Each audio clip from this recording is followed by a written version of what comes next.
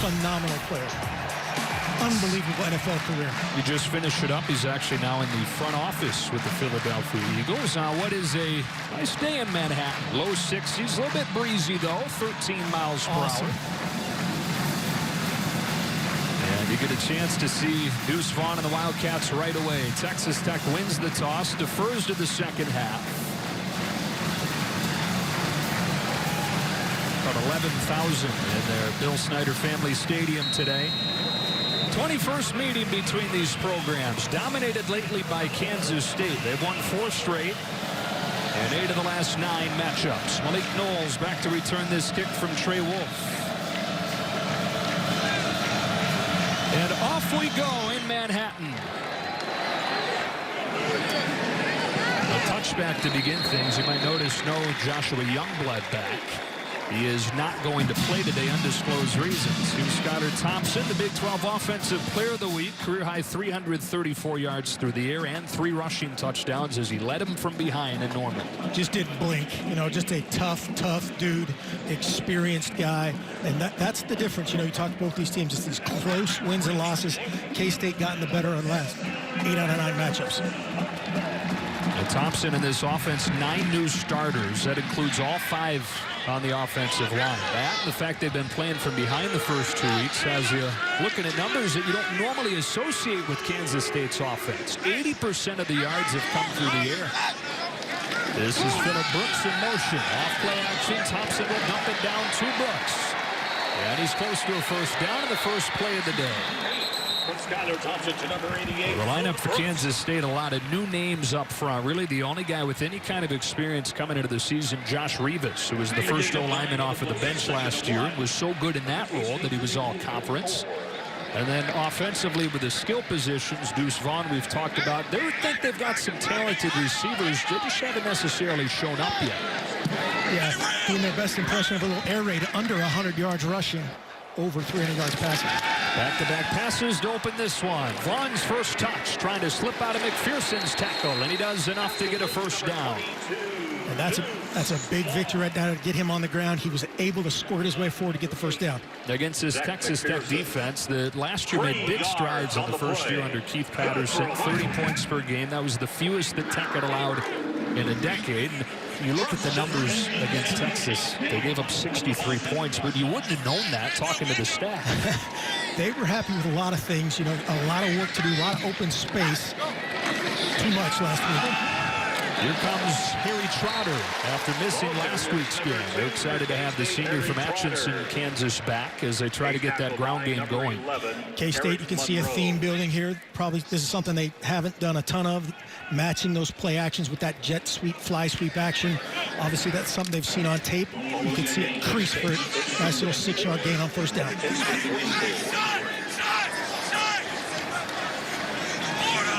Thompson under center on 2nd and 4. Jacardier right, their biggest running back, topples forward and has close to a first down. It looks like they do give him enough. Coach Alfred, how about your game plan? You've touched on it a little bit, but what are you looking for from this Kansas State offense? Well, if you're K-State, they don't want to talk about it. It's like talking about a no-hitter in baseball. 0 turnovers. If they keep that, they win. It's that simple. And then secondly, get Deuce in space. You can see him at that one-on-one tackle, getting him on the ground without sprinting much forward. Then that Tech will take that. All right, but their goal is to get him lined up, matched up in space on these Texas Tech defenders. He's back in there after having a couple plays off. First down from the 47. Thompson with a straight drop. Steps up in the pocket. Checks it down through Vaughn's hands, and it's 2nd and 10. That's one way to eliminate the space right there. Go through his hands. Skylar just a little bit outreach. I like him leading him downfield there. K-State has to clean up the unforced errors. That almost came back to bite them last week. Too many alignment errors. They had the procedure penalties. They talked about kind of being too cute with their cadence last week on the road. And yet they won. All that. Yep. 8 players from their 2 deep not playing because of undisclosed health reasons, and they still find a way. Here's Thompson on the ground, running for a first down. Skylar Thompson with a gain of 12, angled out by McPherson. Great decision here by Skylar. It's reading that front side. So as this receiver goes in motion, he's going to read the edge of the defense to his right, to the offense's right. Texas Tech over pursued that way. He pulls it, gets first down. You mentioned it. He's on the verge of becoming the second quarterback in Kansas State history with 5,000 through the air, 1,000 on the ground. Del Roberson back on those same teams that Darren Sproles is doing his thing for. First down from the 40. Back to Jacardier Wright with a head of steam. And Wright has a first down and a gain of 14. It's a guy who we've not seen a ton of yet over his first year plus at Kansas State. But from St. Teresa in Illinois, he had 8,800 yards there. Yeah, just another simple inside zone play with a little jet sweep action. You can see the Texas Tech secondary misfit. Crease for Jacardier. They are fired up that he's ready to go. 8,800 yards, 133 touchdowns in his high school career. Both those marks second all time in Illinois high school football. A fumbled snap. Thompson able to get back on it, and coach, you still haven't jinxed the no-hitter. That would have been the worst possible, the old QC exchange.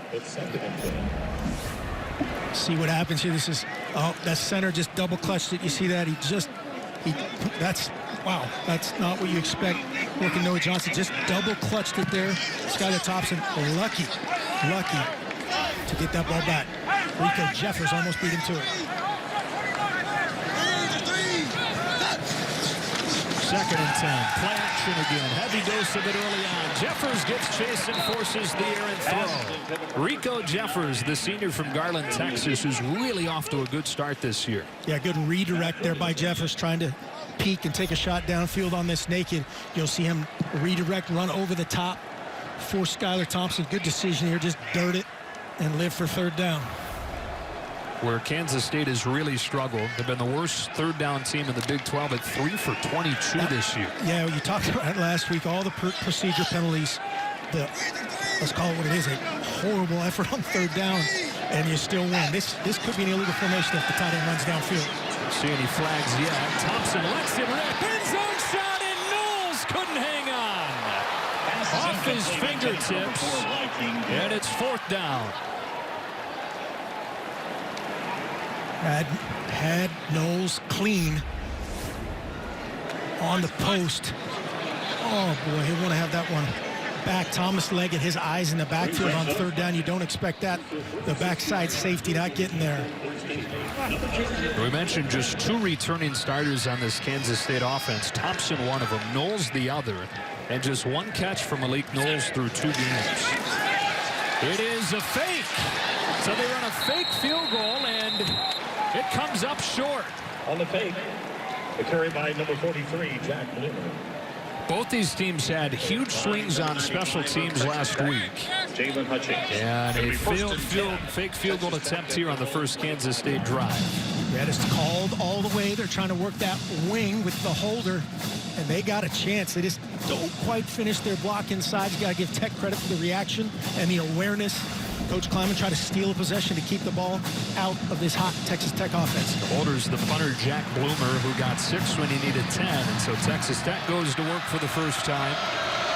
One of the nation's top passers in Alan Bowman with a double screen in the first play. Pulled in by Keyshawn Carter. He slips a tackle and is close to a first down. 380 passing yards per game for this offense, but 4 interceptions through 2 games. Tale of 2 QBs in terms of turnovers. Skylar Thompson he's just been better in terms of taking care of the football. Alan Bowman, this guy does a lot of great things, just got to take care of the rock. His second toss is incomplete. It's second down and 10. More than 2,600 yards in 7 games as a true freshman back in 2018, but then he suffered a collapsed lung. More injury issues last year. Broken collarbone, 3 games, and took a red shirt. But this is a guy since his debut, 340 total yards per game. That's best among active players. Yep, and if you're Matt Wells, you just want those games to keep happening. Only 10 starts, right? 10 career starts as a 3-year starter compared to 30 if you're Skylar Thompson. Opening Texas Tech drive, second and 10. We'll see this a lot. David Yost, the offensive coordinator, trying to see what the picture is. And then Alan Bowman will take over from here. See the look?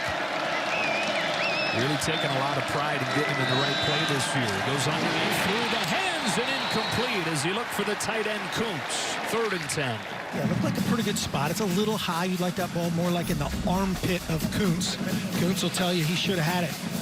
But these are the ones, just the gimme little dot. You want to hit the 5 more than you want to hit the 1 if you're looking at that from the quarterback's perspective. Either way, hit him in the hands, and both teams have seen a drop in this first quarter.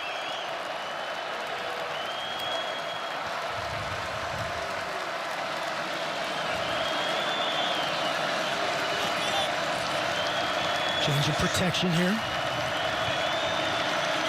On the first 3rd down of the day, a 4-man rush picked up. He checks it down. Roderick Thompson is bottled in. A short gain, and it's 4th down as the tackle's made by Justin Gardner.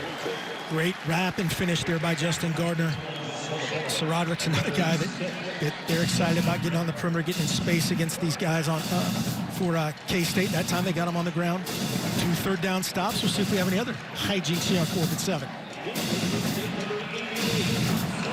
Kansas State has blocked a punt in each of the first 2 games, and Austin McNamara had one blocked for a touchdown last week. He has another blocked. Kansas State does it again on special teams.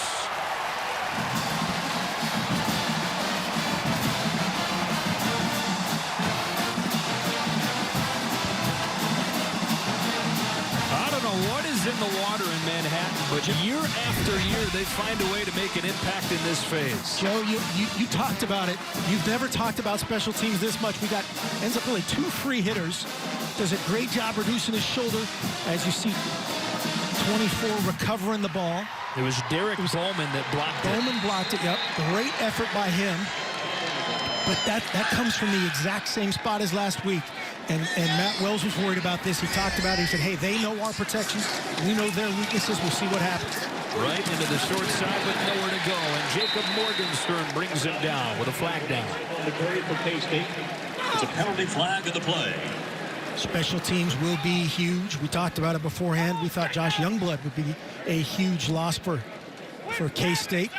They said, we'll make up for that and just block one. Yeah, we don't need a returner.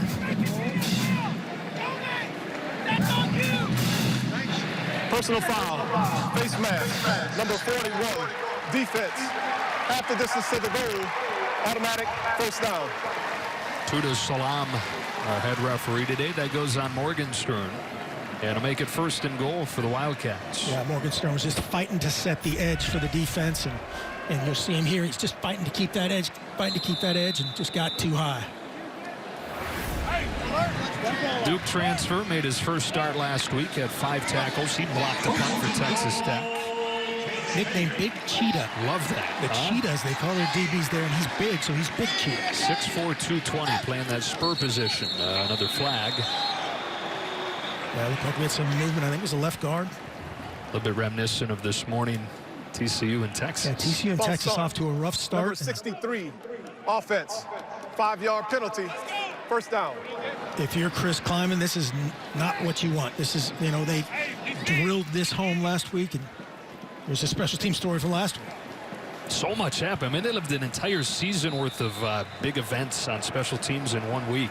Yeah, Matt was joking. If 20 plays go differently, if one of 20 plays go differently, they think they won the game. And there's an example. There's 5 that got away late.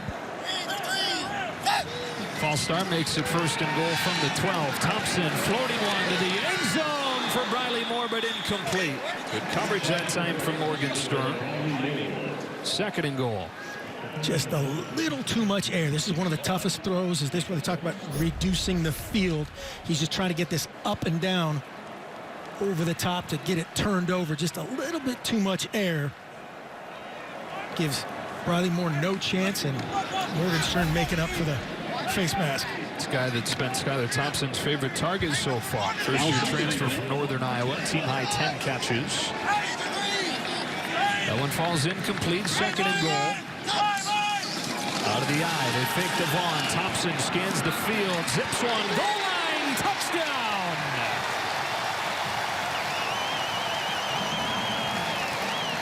This time he finds more. He'd be my favorite target if he goes and gets that one too. Great fit by Skylar Thompson. Hard sell play action. You'll see the action here. The fullback's here. Everybody else is going to turn it. And he comes and wins on the back end of it and just big boys it. Big boys it for more.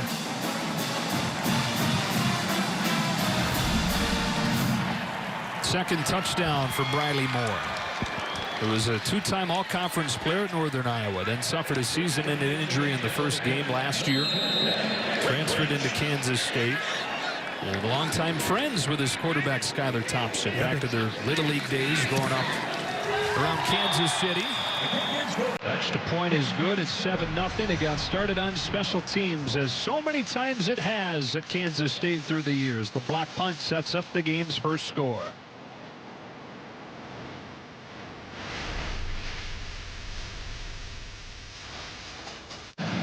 Skylar Thompson finds Briley Moore for the first touchdown of the game. It takes him only 3 plays after the block punt to get in. Complimentary football extraordinary, picking up where they left off against OU. Keyshawn Carter, who Matt Wells in Texas Tech feels really good about. It's just through 2 games they haven't had a single return. Zentner to send it away for Kansas State.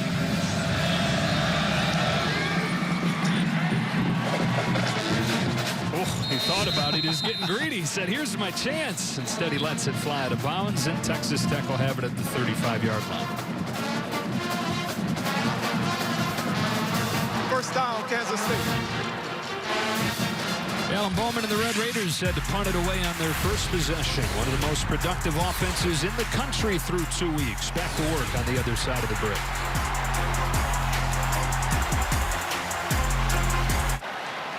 Texas Tech back on offense, trailing 7-0. Here's their offensive lineup. 3 new starters on this offensive line. And the Wells thing in this group is the key against Kansas State team that's always tough up front.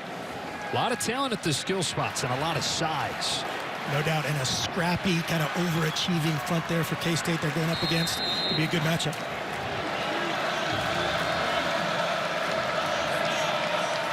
Bowman signaling route concept right here. 2 for 4 on the opening drive. On 1st and 10 here in the quick game, he goes underneath, and a gain of 4 to Miles Price. It's Kansas State defense you were touching on. Wyatt Hubert, a preseason player or first-teamer for Kansas State. Good at linebacker, Hughes and Sullivan. They swing it out of the backfield, and Xavier White doesn't get much.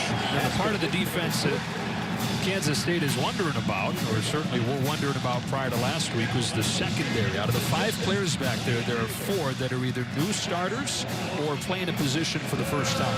Yeah, it's amazing what they've done back there. Just the rotations, the what-ifs with all the testing that takes place this year. It's phenomenal what they did last week in terms of causing some serious problems for Spencer Rattler and OU. Yeah, they gave up 500 yards, but they forced 4 turnovers in that game. A 38-35 win. 3rd down and 5 for Texas Tech. Bowman zips one to the outside, and he's got Ezukama for a first down. Leading receiver as a freshman last year. Sophomore out of Fort Worth, Texas, has his first catch today. And this is just Bowman confident, playing in rhythm, getting the ball outside on time. Those last 3 plays are just evident of what they do. Basically get their run game from the quick game, the bubble game, getting the ball back out of the backfield. You'll see K-State, watch this cat and mouse here. David Yost is in the booth watching K-State's defense, how they align signals down. K-State tries to hold the look as long as they can and then change it on the snap. A fake on first down. It's hit at the line and incomplete. It's D linemen for Kansas State getting their hands up. 2nd and 10. Caused a pick last week with that tip. And just again, effort. Bowman in rhythm off the play action, gets the mitts up. He's not going to get home, so Pickle creates some problems. Same guy that caused the pick with a tip ball last week. This one is incomplete, out of the hands of a crossing Miles Price with a defense from A.J. Parker. And that is Bowman, who is hurt with a flag down. I did not see it, but by that look, it looked like a low shot. Either a low shot or a late shot here. That's both low and late. That's Roughing the passer. Khalid Number Duke. 29, defense. Low hit on the quarterback. 15-yard penalty, automatic first down. That's why it's a rule right there. And I love this kid. Khalid Duke is a stud. Played his tail off last week. Just got to stay up. So Henry Colombi's about to make his Texas Tech debut here. Utah State transfer. Matt Wills, obviously coming from Utah State, knows a lot about this guy. I just hate seeing this for a guy who has dealt with injuries throughout his career. Alan Bowman leaving the game after the low hit from Khalid Duke. Yeah, Khalid Duke, I don't think it's intentional. I mean, he's just got to stay off him. He just loses his balance there as he beats Josh Berger. And then this guy is an effort player trying to make an effort play. It's low. It's 100% illegal. It's the right call. And it's good to see Alan Bowman moving around there, and hopefully he can come back. Well, into the game comes a guy that just arrived in Lubbock at the end of August. Transfer from Utah State, Henry Colombi, who was granted immediate eligibility. Texas Tech certainly happy that's the case now.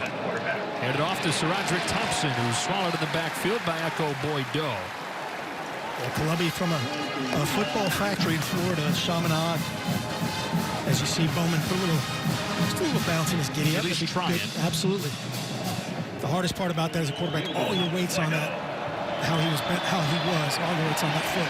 First pass play called for Colombi. He tucks it with good coverage downfield and gets stopped by Parker and Green. It's third down. Man, oh man, if you're Texas Tech trying to bounce back from that heartbreaking defeat last week, what would have been their first top 10 win in a decade, come here into Kansas State already in a 7-0 hole, and now you lose your quarterback. Colombi throws high. That's pulled in by the freshman Jalen Polk, who gets popped shy of the marker by T.J. Smith. True freshman on true freshman there. Great fit by T.J. Smith. Polk showing his athleticism. We talked about with the coaches. They love this guy. Makes the first guy miss. And then T.J. Smith squares up and says, not today. Textbook. They're going to go for it on 4th and 3 from the 32. Yeah, good decision here. In total no man's land as far as the kick goes. Get your guy something he's comfortable doing here. We'll find out exactly what that is for Henry Colombi. Tech 0 for 2 on 4th down this season. On 4th and 3, Colombi to the wide side. He's got a first down. First career reception for Loic Fungi, another true freshman. And I mean, they just keep coming at you from that true freshman class. And a great conversion on 4th and 3. That'll build Henry's confidence. Fungi, a huge get for Texas Tech, one of the top receivers in the state. Here comes Thompson, lowering the shoulder for a gain of 7. Elijah Sullivan, the tackle on Thompson. There's that back-to-back 100-yard games to open the season. Thompson bounces. This may have gotten away with a little hold here at right tackle, but hey, ball's fair. Bounces around the corner there. Let's go! Khalid Duke and Berger were having a battle. Watch K-State's secondary now here as Texas Tech communicates. Coach to quarterback, quarterback to everybody else. Now K-State will try to move their chess piece last.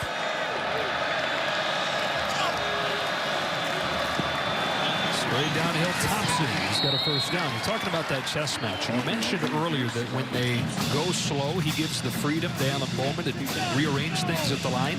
Does Colombi, you think, have the same freedom?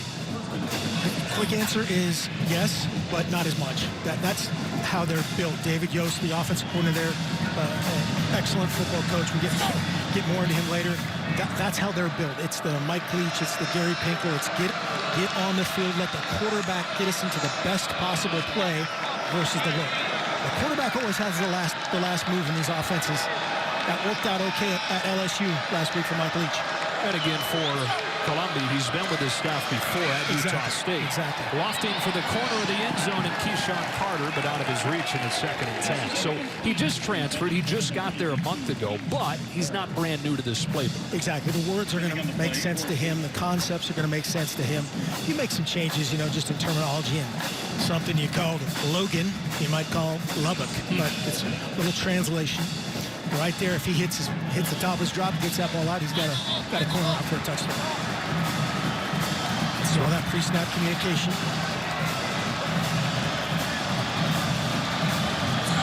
12th play of the drive for the Red Raiders. Back to Thompson, who's met quickly by Wyatt Hubert. First team All Big 12 last year. Freshman All-American in 2018. One of the top D linemen in the conference. Still taking a look at Alan Bowman. As Henry Columbia and Texas Tech now looks at third down. Either way here, just take care of the rock. If you're Henry Columbia, you're happy with this drive. You have a big fourth down conversion. You've moved the ball. Your guy's going to believe in you after this drive. Just take care of it right here. 5 on the play clock. He sees it. And gets it off just in time. Columbia pressured, steps up and goes down. He's sacked by Gaines. Mari Gaines with a sack, and it's fourth down, and the field goal team will come out. This is a great decision by Columbia on top. You'll see it's just umbrella. We got a 4-man rush, a straight rush. There's nothing open downfield. Columbia gets to the top, sees that crease, and that's taking care of the ball. That gives your kicker a chance. Hey, put it through the uprights, get us on the board. We'll rally on the sideline. Kicker is Trey Wolf, who was All Big 12 as a freshman last year, going 20 of 22. 0 for 1 this season so far. This one is off the upright and no good. So after missing 2 all of last season, he misses his first 2 of 2020. Texas Tech comes away empty-handed. Boom.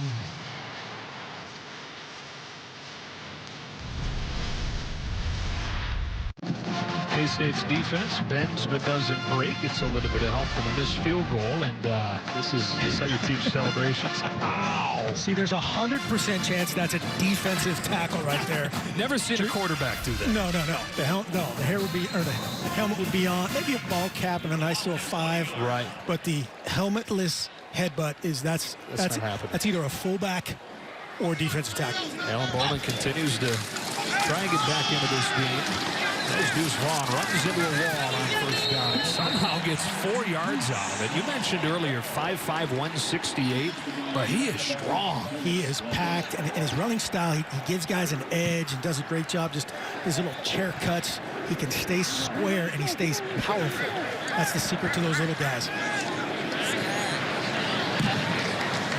Jenny Taft told us last week on the Fox broadcast that he's always looked at his height as his superpower. He's able to do a lot of things that you can't if you're bigger than that. Low man wins. He's typically the low man. On second down, they fake to Brooks. Thompson will dump it to him. This is what they did in the first play of the game, and they've gotten a couple of good games on that. Well, the sophomore out of Lee's Summit, Missouri, moves the chains. Great job here by Skylar Thompson, just finding Brooks. We're going to have a puller and watch the unblocked defender, Skylar Thompson, a great reaction to get the ball out to Brooks and convert. That's one of the biggest things as a quarterback you want to see is how does a guy react when somebody's unblocked coming in their face. Skylar Thompson, known for his toughness, already playing through a couple of injuries this season. The groin the first game, calf that bothered him against Oklahoma. Short gain on first down for Sean Merriweather with a stop. That was old-fashioned K-State football right there. I-backs, 2 tight ends, a fullback. As you see, Alan Bowman, not a good sign for all of us. Hopefully he'll be okay. Maybe just need to go get some reinforcements in the locker room. He's walking fairly normally.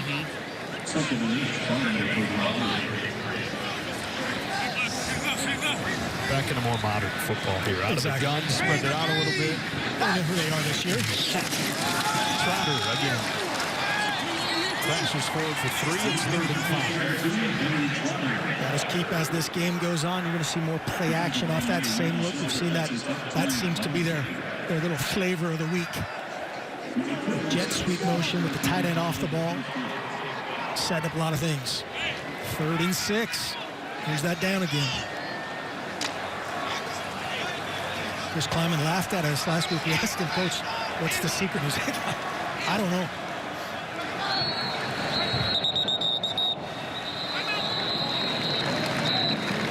Texas Tech takes their first charge timeout of the half. We'll take the timeout with it before this 3rd down play. Matchup is one of the games featured on the free-to-play Fox Bet Super 6 app. Yeah, and it's pretty split. So 51% of Super 6 users pick Texas Tech to win this game. Most popular pick in the game, Red Raiders to win by 7 to 9 points. A really even distribution between the two. Again, that's free to play. Did you have TCU in the pick 'em? Did they win? They won. Wow. TCU goes into Austin and beats Texas. Out of the timeout, an empty set for 3rd and 6. Thompson in trouble and sacked. The Michigan State transfer, Brandon Boyer-Randall, brings him down. And Kansas State again fails on 3rd down. It's been, we got to find a tackle. Okay, this time it's the left tackle that gets beat. Just a little shake, and speed rush around the top, and a great finish on a guy that's hard to get on the ground. Not what you want to see if you're KT Leviston to lobby for some more playing time. Boyer-Randall, one of the 8 transfers, 8 grad transfers on this Texas Tech team, and most of them making an early impact. Through with the quarter here in the first weekend in October. Special teams leading to the game's only score.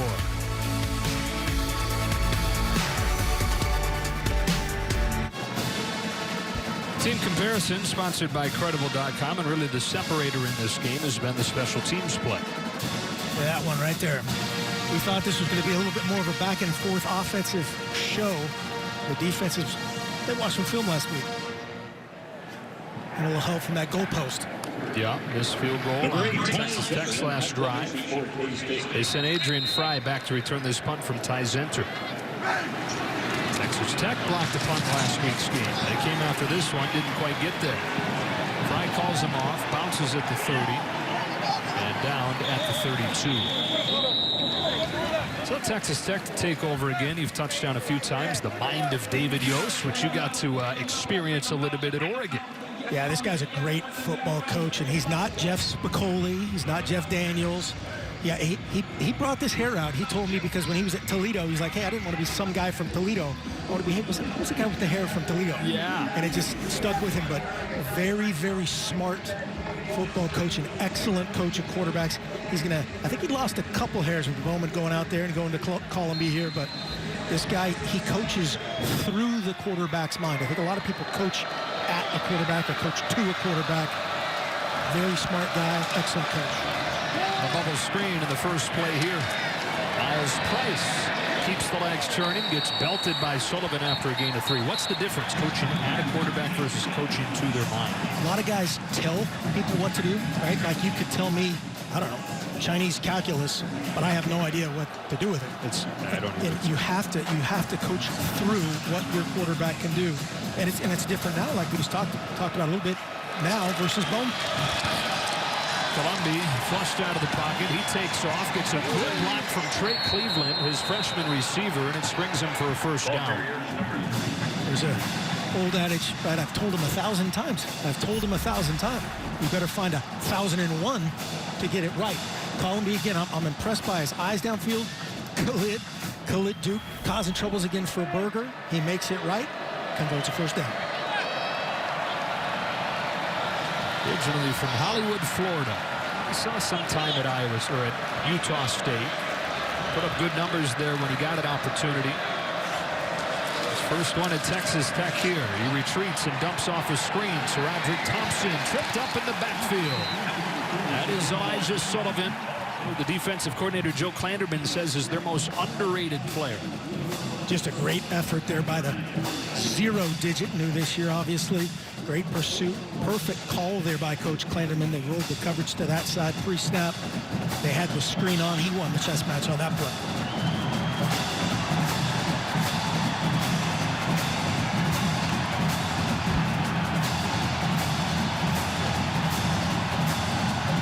All of this stuff is where you wonder, hey, how much can this guy handle? How many routes can he change at the line of scrimmage? How many concepts compared to the veteran?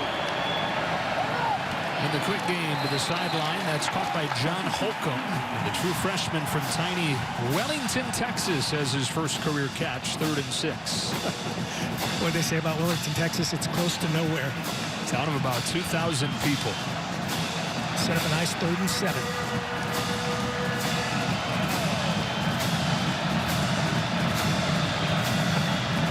See Columbia scan the defense there. That's where Coach Yost is giving him a menu.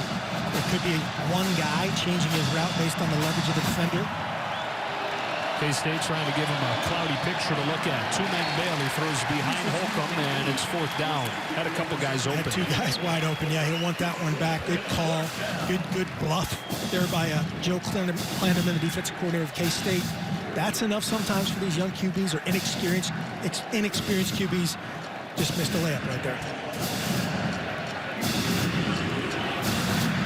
So another special teams play here. Kansas State has blocked a field goal. Texas Tech, or has blocked a punt. Texas Tech has missed a field goal. Set up a return this time, trying to. For Phillip Brooks. He's back inside his own 5 and fields it at the 2. Ain't happy about that, Coach. No, there's no world where Coach Kleiman wants that.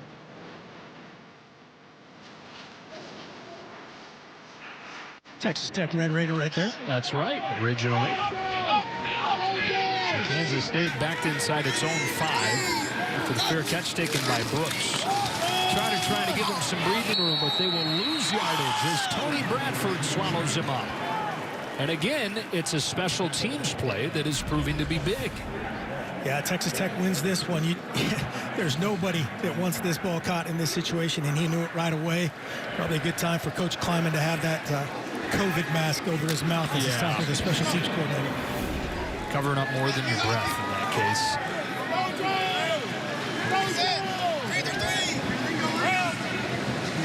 But Thompson in the gun here for 2nd down. Only a 3-man rush. Dropping it off for Trotter. Good open field tackle by Zach McPherson, and it's 3rd and long. Great pressure here by Coach Patterson, and look where it comes from, right over the nose. Is this pick? No, sorry, that's our man 98.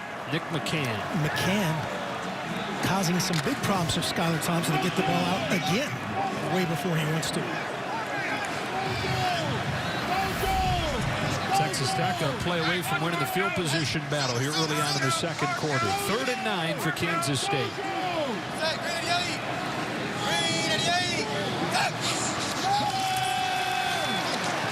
Thompson scanning the field, dancing out of the end zone, running for a 1st down. A big play for Skylar Thompson in the Kansas State offense. Great eyes by Skylar Thompson. Again, coverage left him. You can see there's nobody left. Great protection initially, and then everybody turned around. It was man under coverage, so everybody that should be having their eyes on the quarterback in his own coverage is gone. He smartly pulls it down and gets a big 3rd down conversion while backed up. Last year in Lubbock, Texas Tech rallied from behind to make it interesting. They were close to getting off of the field and having a chance to win it, and Thompson had a long run to essentially seal it. Trotter again. For 5 or 6. 2nd down. They are happy to have him back. They're developing a nice little 1-2 punch with Deuce Vaughn. They put them both on the field here. They're quite a bit different players, right? Vaughn, the big play potential. Trotter, they said they're most excited about having his pass protection back. Yep. Yeah, they said he knows it better than the O-line. A veteran guy, senior, a Louisville transfer.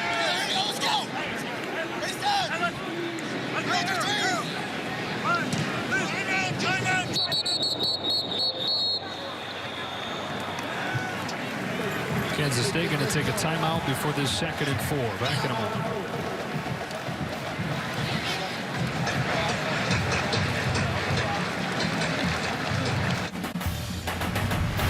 FS1 College Football is sponsored by Rocket Mortgage.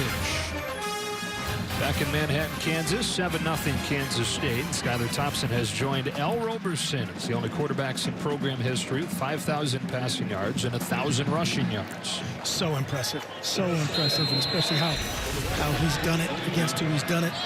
And here's your Deuce's wild backfield. You're talking with Trotter and Deuce Vaughn. It's Vaughn, yet to get him going.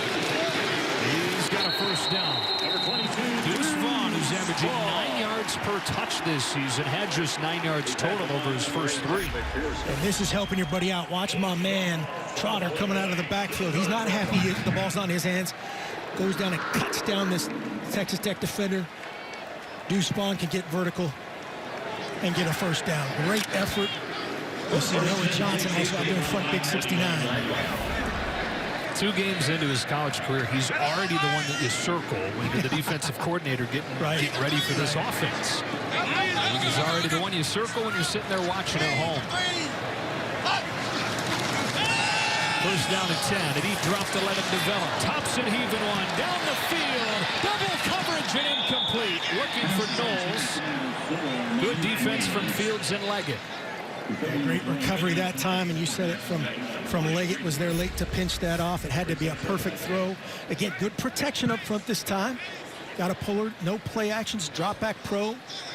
Little shot there by Rico, possibly late. Good defense. It's Fields' first game.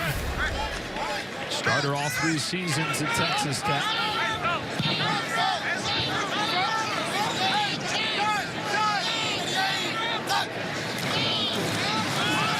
Vaughn with a few blockers in front. Vaughn with a first down, crossing the 40. The lead block again from Noah Johnson. Noah Johnson and Trotter again, just unselfish. Great play. You'll see it's student body right here, just out of that inverted bone from the gun. Noah Johnson, just keep your hands inside. Mosey also out there in front, being physical here. Number 6 finishing. Just shout, hey, running back room, you're all needed. Exactly. Running back room, get on the field. Same group out there, Mosey, Trotter, and Vaughn. It's Mosey this time. He had a huge play through the air against Oklahoma. He gets 3 here, and it's 2nd and 7. There's a flag down. They got to get a hold here.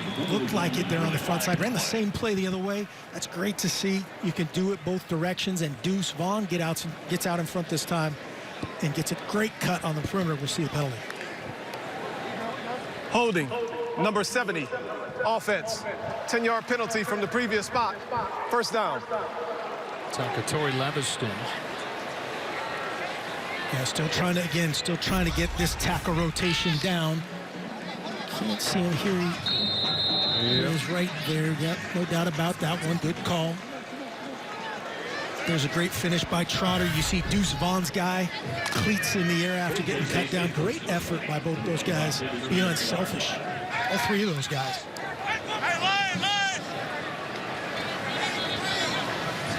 First and 20.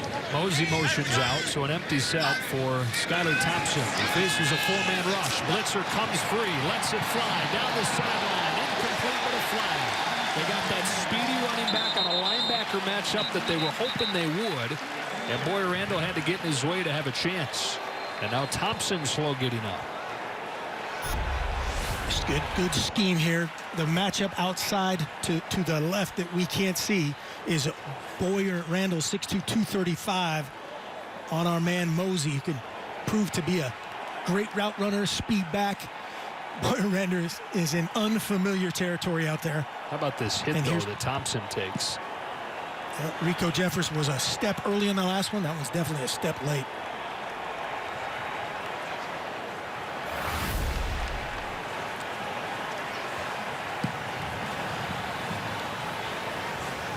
It's a true freshman backup quarterback in Will Howard, who had to come in during the Arkansas State game for a brief portion of time when Thompson went out.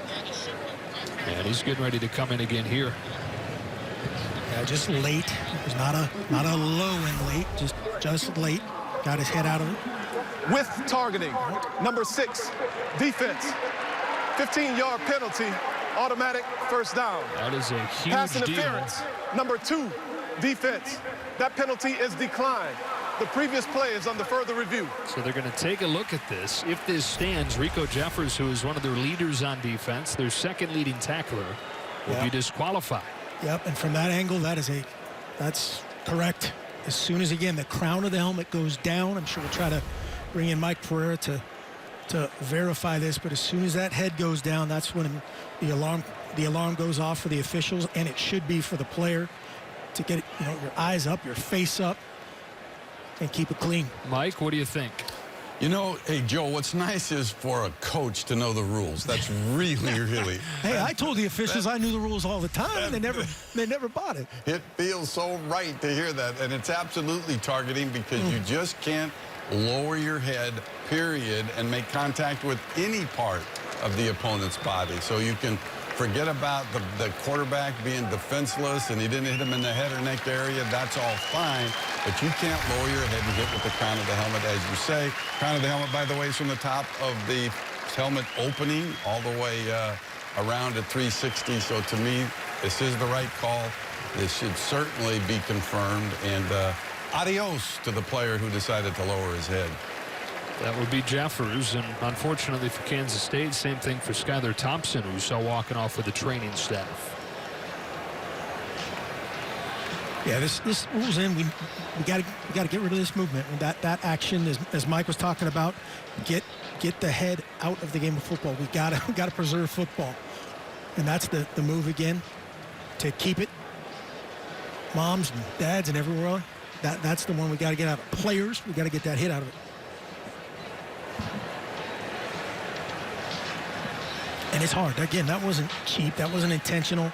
You know, guys going to be saying, man, they hit our guy. We're going to get their guy. And I don't think that took place. I think he's just trying to make a play. So at this point, down to both backup quarterbacks in this game. This one not quite as experienced as Texas Tech's. Will Howard, a true freshman from Downingtown, Pennsylvania, who came in during the Arkansas State game, threw one pass, completed it for a 24-yard gain. But he's called upon here in a Big 12 game with his team up 7-0. Yeah, I thought that was interesting. The first ever K-State true freshman to have a completion in an opener. Just so shows how much experience, I guess, they've had over the years. Or had a bunch of junior college guys, had all the transfers. We certainly think this will be confirmed.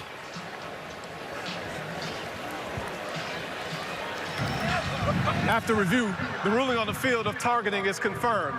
Number 6 has been disqualified. So they lose Jeffers. And one change this season to the targeting rule is they don't have to go back to the locker room. He is disqualified from the game, but he still can be on the sideline. Yeah, one last look right there. That move, can't do it. So Texas Tech loses its leader linebacker. Kansas State, for the time being, loses its quarterback. Jeffers leaving some parting advice for his group. He's one of the leaders of that unit. Two talented guys, man. Two talented guys in their locker rooms right now due to penalties.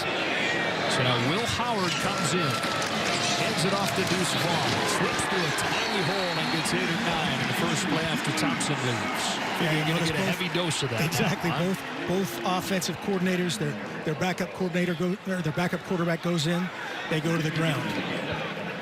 Howard, a former Downingtown West Whippet. The Whippets. What a good name for a high school team for a quarterback. Little dog. It's a fast, like a mini greyhound, right? You want to step farther and research the Whippet, or you just know that? I think that's it, right? Sounds good to me. I love this full house. Got a wheel right out of the backfield. Here's Trotter. And Trotter's got a first down. So off of that full house backfield, they set up a little kind of a double wheel route into the boundary, getting 3 vertical with 2 of those guys being running backs out of the backfield. Pretty sweet little scheme. But the pressure from Tech that they got up front forces young Will to get it out. But again, a great decision there by Will House. Perfect time for that play call. The house coming from Texas Tech. Try to rattle the freshman. Back to the ground here for Trotter. That stopped before he got moving. No gain, 2nd and 10. Rashawn Merriweather in the middle of it again. Leading tackler for this team. He led all tacklers at the junior college level last season in Kansas at Garden City. And has exceeded expectations, it sounds like, over his first couple games. Yeah, he is packed up, too. You look at him in there. It's big Mike linebacker. And Texas Tech, I think, would like to go toe-to-toe, so to speak, with K-State in the run game. I feel like they have an advantage. Howard to throw through the hands of Taylor. Something we've not talked about a ton, but even though Kansas State is getting a lot of production through the passing game, the receivers aren't doing a whole lot of that. No, and that's too bad. You know, Chabats and Taylor had the big play last week for a touchdown at OU, but that's where you got to help your young quarterback out and just make this 3rd and 3, 3rd and 4 instead of 3rd and 10. Here's the breakdown in receptions. Receivers have 14 of them. Rest of the team has 23. Today, 0 for the wideouts. Here's Vaughn bursting through the hole. Bounce into the outside. Deuce Vaughn inside the 20. First down. On 3rd and 10, they hand it off and pick up 18. I love this call. Watch my man Revis here pulling, creating some space. Deuce Vaughn gets his 5'5" frame in his hip pocket. Great job finding the crease. So many times, you know, Texas Tech and other teams, 3rd and 10, they're going to set up their cool zone blitzes and their zone pressure. You crease it, little zone scheme or a pull scheme. First down. Another good example of his size being a superpower. Able to squeeze through that little hole. Inside the 20, back to Vaughn. Being chased by 3 white shirts. Able to beat them all and explode. He's in for the touchdown. There was no chance he was turning the corner, but he turned on the jets and got in for the score. Yeah, that Texas Tech sideline will say the same thing. He's reading this side. Whether it's a give or pull, he sees the edge, so he gives it to Vaughn. They were arguing about a possible hold there on the perimeter by K-State. That looked clean. And Deuce Vaughn out in space. Landry Weber with a big block on the perimeter.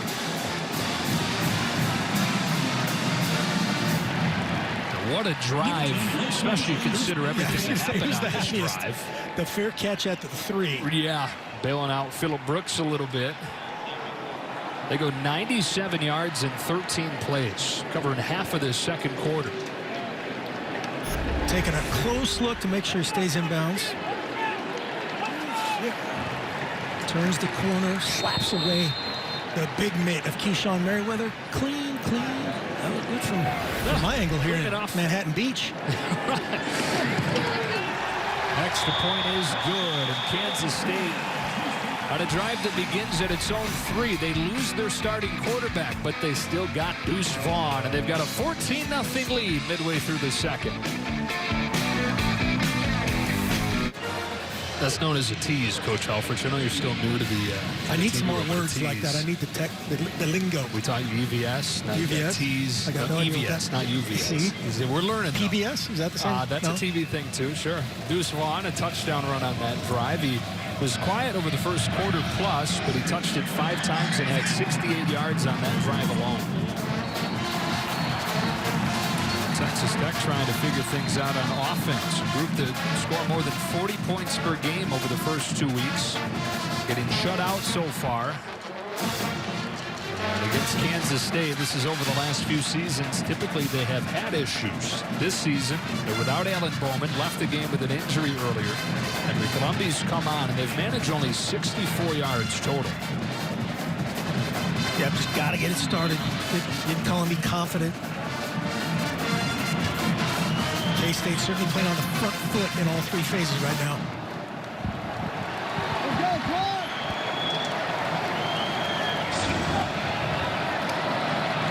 Only run for 22 yards. Thompson, a good game here on first down of 6. Great job up front here, just fitting this up. Little one back inside zone. Thompson rolling. Same play. Different result. Shut down this time by Hubert and Wiley. 3rd down.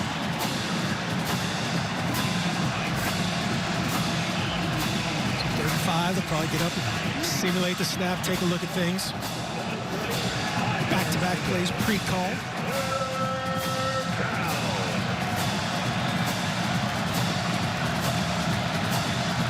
K-State changing up their defensive look as Texas Tech goes through their communication. They're trying to do the same thing Tech's doing. Showing pressure, showing a 0 blitz. Bluffing out of it. Still bringing a few and forcing him to get rid of it. What an adjustment and a catch by Azukama. Beating Echo Boydo for a first down and a gain of 21. Great little back shoulder shot here by Columbia. Steps up. They can't identify the front. They get bluffed by the bluffers. He says, I'll throw off the free hitter again. Just put my big boy to the back shoulder. I just like tossed it up there. Trust it. Great spot with that ball. This play shut down as Cody Fletcher is the man that delivered the hit on the long pass. Stops Taj Brooks. Ezukama, great adjustment, getting back through. A little hold by Echo Boydo, fighting back through it. Those big receivers, Arkansas State got to him. OU had some chances on the outside, but Texas Tech likes their matchups on the outside. It's one of 4 receivers that 6'3" or bigger. Here's a hockey line shift.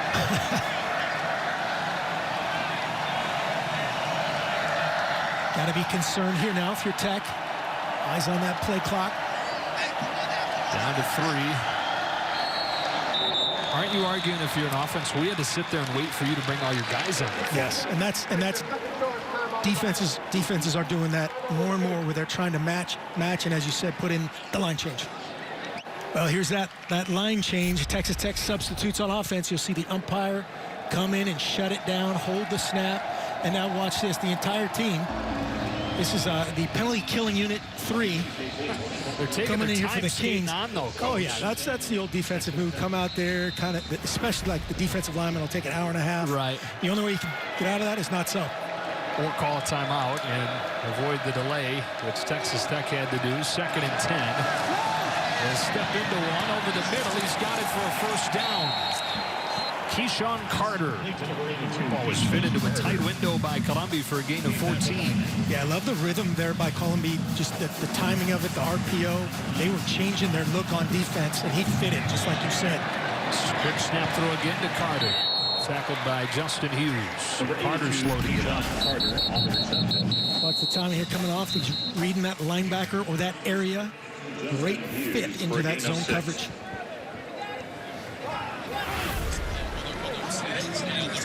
Texas Tech has already lost Alan Bowman. Keyshawn Carter came in as their leading receiver.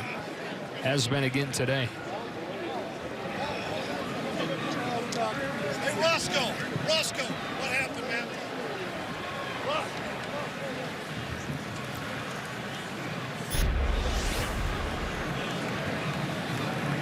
Here's the replay of Keyshawn has a ball in his left arm. This looks like his right wrist, maybe, or right elbow, as he goes down, tries to get a little stiff arm, just a little. Don't like to see that. Tough dude, had 3 catches in this matchup last year in the Houston area. He's become a bigger and bigger part of what they do, seems like all the time. And that great finish to last season. 150 yards in the final game against Texas, and built off of that over the first 2 games this year. But in some pain, you can understand why after seeing that. Yeah. Bunch of superstars banged up in this one. Both quarterbacks have left with injuries. We see Keyshawn Carter leaving. On the 27-yard Texas Tech finally gaining some rhythm here on offense. Henry Columbia, who's replaced Bowman. With 3 completions on this drive. Closing minutes of the first half. 2nd and 4 inside the 30. Thompson bouncing to his left. An open field tackle by Jerron McPherson, who is the Big 12 Defensive Player of the Week after his stat sheet stuffing performance against Oklahoma. Yeah, J-Mac, right, as Coach Kleiman calls him. Unbelievable game last week. You can see an example of that right there. 3rd and 1. Thompson again.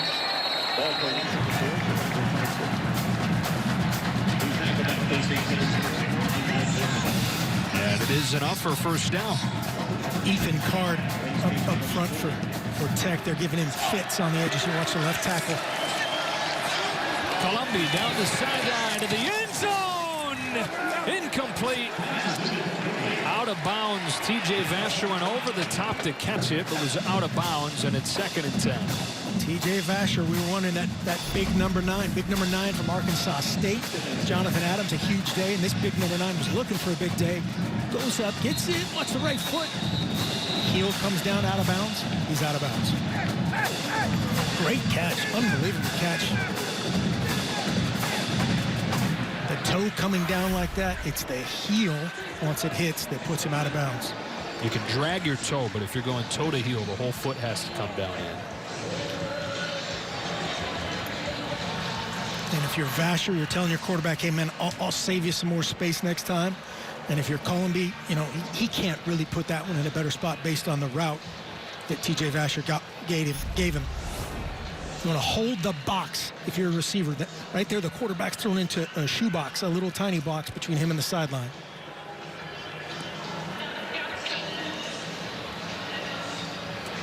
They are reviewing this, but it seems like it should be quick. Yep. Yeah, right there. Unbelievable effort by T.J. Vasher. Boydo says, hey, man, how about that left hand on my left shoulder? Review that. The 6'6" frame and a little left shoulder tug. Still not enough. Mike Pereira, check in with you again. Yeah, you know, this is an interesting rule. It is the same in the NFL as in the NCAA. If it's part of a normal step, either going backwards, as you said, toe to heel, or going forward, heel to toe, that whole foot has to come down in bounds. Why, by the way? Because it's just realistic in the eyes of the officials. It's too hard to determine whether a heel hits or the toe. Ruling on the field of an incomplete pass stands. It's just too hard to determine in real time. So that's why, absent a drag, as you mentioned, Joe, a drag of the toe, then you got to get that whole foot down in bounds. All right, Mike, and the call does officially stand. So 2nd and 10 on what it feels like a big drive for Texas Tech going into halftime. Yeah, got to get points here. Got to get points here. Don't want to leave it in the foot of your kicker, but you got to get points. Did that earlier and missed. Trey Wolf hit one off the upright on Texas Tech's second possession. Second down 11. 2-11. You got one timeout. Still plenty of time to do anything you want. Here's Thompson spinning inside the 20. It'll be 3rd and short. Nice little draw action off their base pass protection look. Get those speed rushes of K-State going upfield. Get it to the big back Thompson. Not wasting any time on 3rd and 4. Out of the backfield, Thompson can't hang on. A.J. Parker was right there, but Thompson had to go through his hands, and it's 4th down. Yeah, Columby, I think he'll watch this on film and go, shoot, I should have been on the other side on this route. Had a little double slant action against that defender. Take your pick for the first down. 3 over 3 down here. And K-State with a big stop. And another try for Trey Wolf. 20 of 22 last year. 0 for 2 this year. From 35 and straight away, it's fading, and he missed again.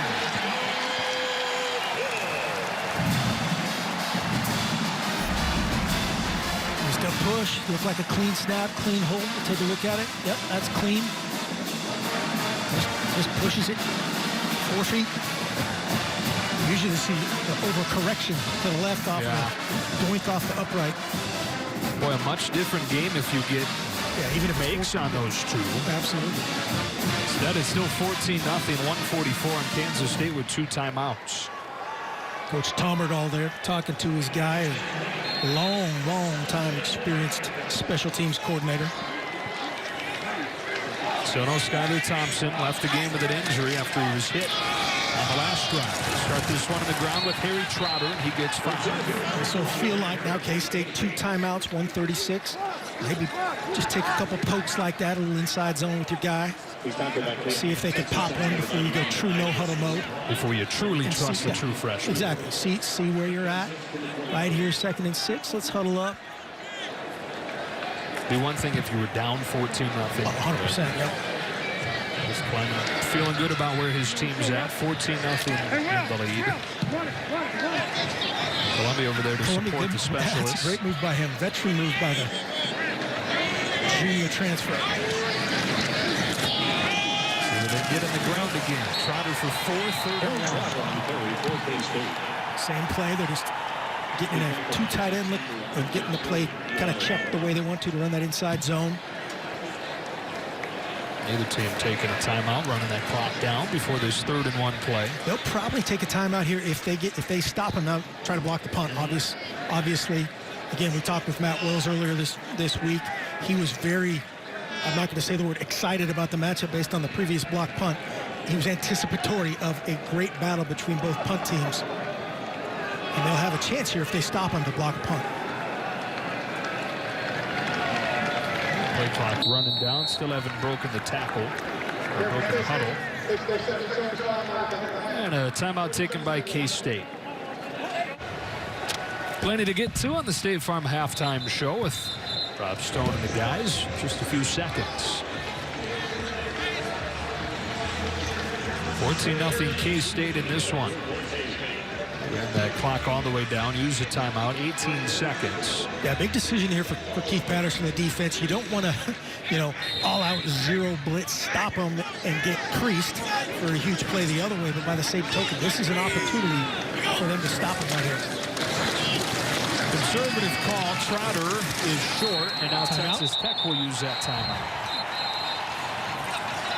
And I'll come after it with everything you got. Now here, absolutely. It'll be 11 guys up. You have a call for this where you don't need a returner even in this situation.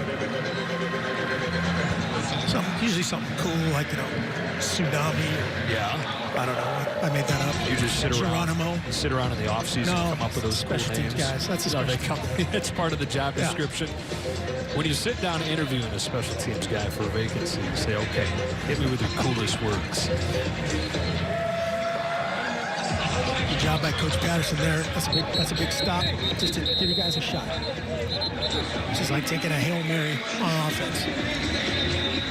14-0 game. Texas Tech will have the ball to start the second half. With some athletic, tall, lengthy guys coming out on this punt block unit. They do have a returner. They just have 10 up. Adrian Fry they put back. They come. K-State able to get rid of it. Fair catch. Taken to the 27 with 6 seconds.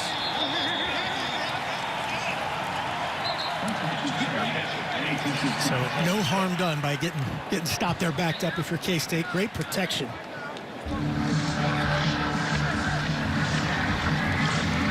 Special teams has told a lot of the story in this game. A block punt early on that led to the first touchdown of the game for Kansas State. Trey Wolf, who was so good a season ago, is 0 for 2, hitting one off of the upright and fading one to the right on their last possession. Just huge when you're just, trying to figure it out. You got your backup in there. You got some drops. Just do your job. Focusing on your deal. That's key to executing your plan. Thompson, on what is likely the final play of this half, he's got a game of 17. Number 4, First half comes to a close.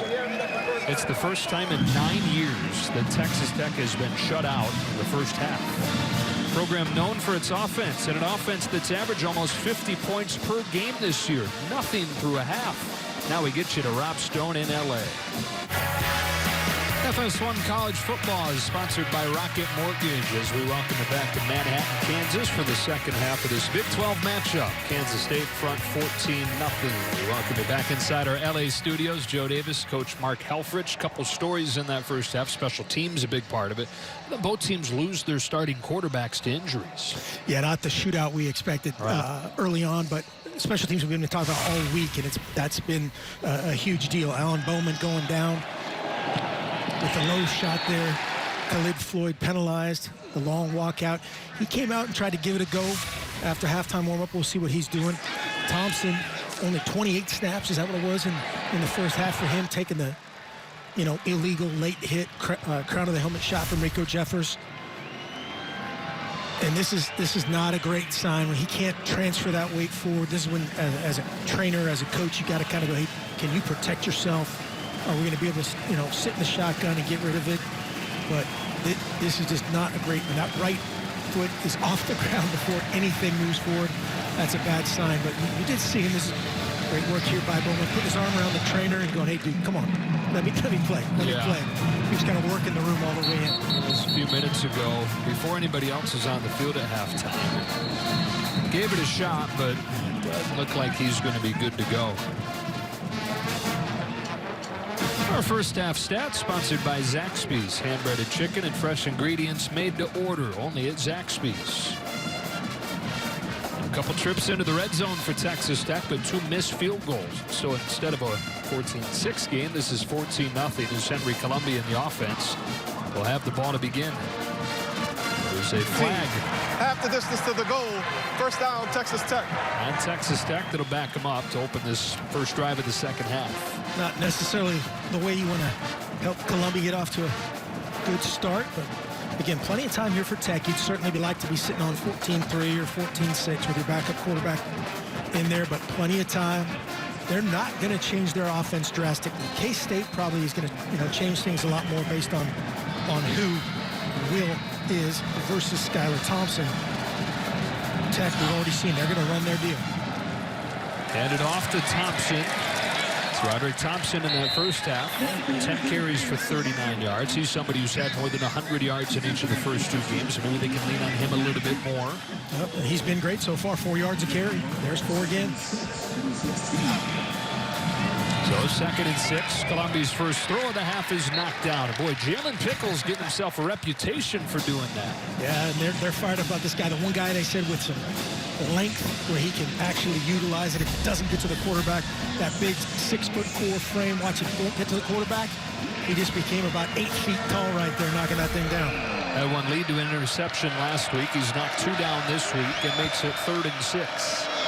His first career start last week against OU, really rebuilding both these lines with a few exceptions. Opening drive of the second half for Texas Tech on 3rd down and 6. Columbia to throw. He's chased by Hubert. Turns the shoulders. He'll run, needing the 22 and getting it for a first down. Nice job. You get impressed by both of these backup quarterbacks. A lot of times you'll get on the top of that and you'll force it in there. You get on top of it, you get flushed in this case by Wyatt Hubert. Get him out there, pump and go. The quarterback's best friend, the downfield pump fake, and a great 3rd down conversion confidence builder if you're Henry Columbia. It has never not worked. Never. You could do it 27 yards downfield. It still works. Somebody will jump.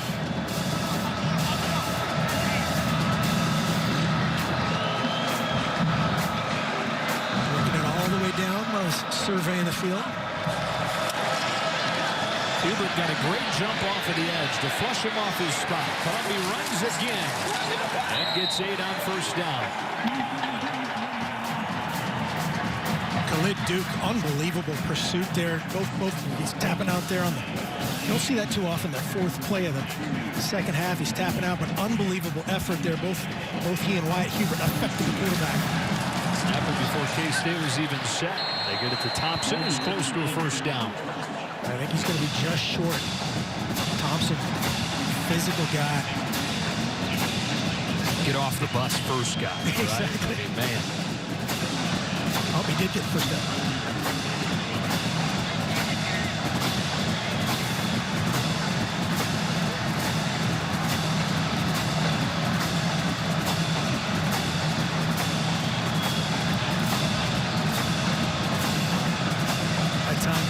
Up in an unbalanced formation, trying to get an indicator of how K-State's going to play that. They have not done as much as they've done in the past of that today.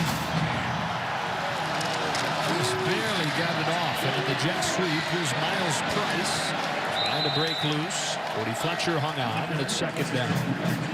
A great job by Fletcher before the posse came. Stretching him, stretch the width now. They're here a couple times. Fletcher, you can see, good job holding on for dear life. If Hubert was there late. Columbia's in trouble. Able to spin away from one man, but not away from Robert Hentz.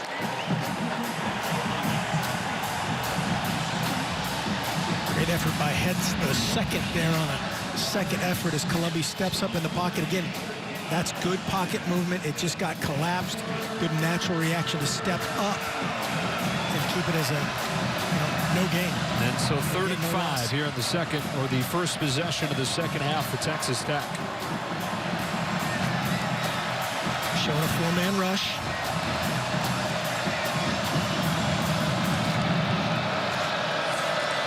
So they bring Columbia underneath. Vasher goes up to get it, but then belted by Fletcher a yard short. Fletcher, 2 key stops right there.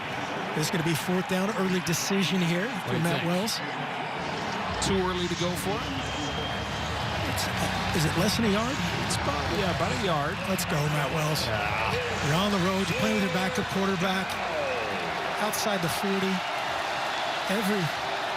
Every statistician in the world is saying go for this. Every analytics guy is saying go for this. Until the head coach has to go to the podium afterward if you don't get it. They will go.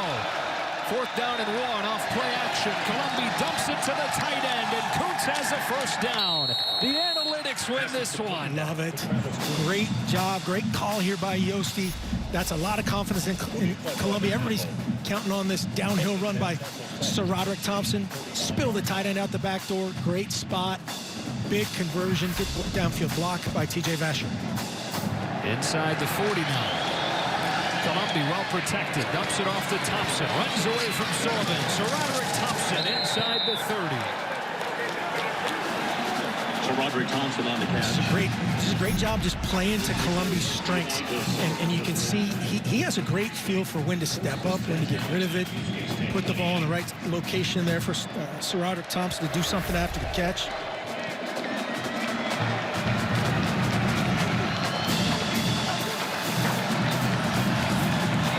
Juggled at the snap. Might be a free play. He knows it to the end zone. The heave-ho that is incomplete. Yeah, and I don't know. You don't know if it's free play? It'll be interesting to see what happens here. Alan Bowman threw a pick last week in a similar situation where he wasn't expecting the snap, and the same thing happened Offsides, there. number 32. But it was a free play. Defense in the neutral zone at the snap. 5-yard penalty. 1st down. Great call. You'll see this pressure coming into the unbalanced look. And he was acting guilty.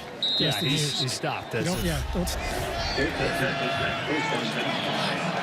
tip. That's a tip drill. In the DB room, that'll still count. Yeah, right, for sure. If you wouldn't have been offside. Michael Boydo was working as a scout team receivers recently. It was like 2 weeks ago. Here's another check down. Nice move made by Price. 2nd and short. Number 18, Miles. Get Miles Price involved a bunch. A guy that David Yost thinks has a chance to be the most dynamic player on this offense. And it's an offense loaded with guys they think are dynamic. So that says a lot about the true freshman from the Colony, Texas. Xavier White gets drilled after getting a 1st down to the 15. Deron McPherson delivered the boom. Number 31. Heard a late whistle. I thought we were going to see a flag. Xavier White taking a hard one here from J-Mac.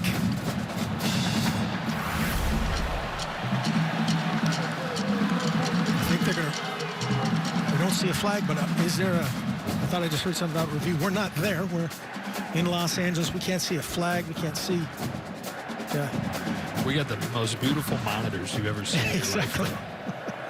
70-inch monitor 3 feet from our faces. It's glorious. So they are going to take a look.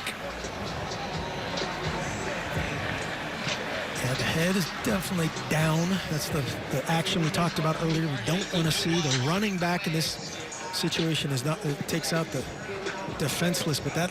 Is it to the side, though? He's going to say he's trying to, but that'll be interesting.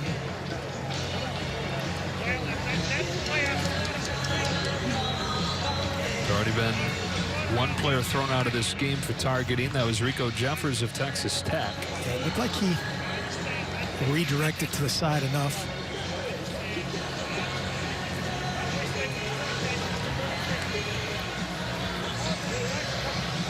Deron McPherson. After review, there is no foul for targeting on the play. The result of the play is a 1st down for Kansas State. So, yep, Deron McPherson, the consensus national defensive player of the week after filling up the stat sheet last week and survives to play another down. And as you said, redirected to the side. And the action of Xavier White, too, how he lowered his head immediately, that's going to help him out, too. Well, Texas Tech here, Coach, about to run its 13th play of the drive. This is the third time today they've had a drive of at least 10 plays, 2 missed field goals. They're going to come up with some points here. 2 missed field goals, you're probably talking 4-down territory. On first down, Columbia gets it out to Deuce. And the big fella's got 4 or 5 on first down. And again, that's the Texas Tech run game right there.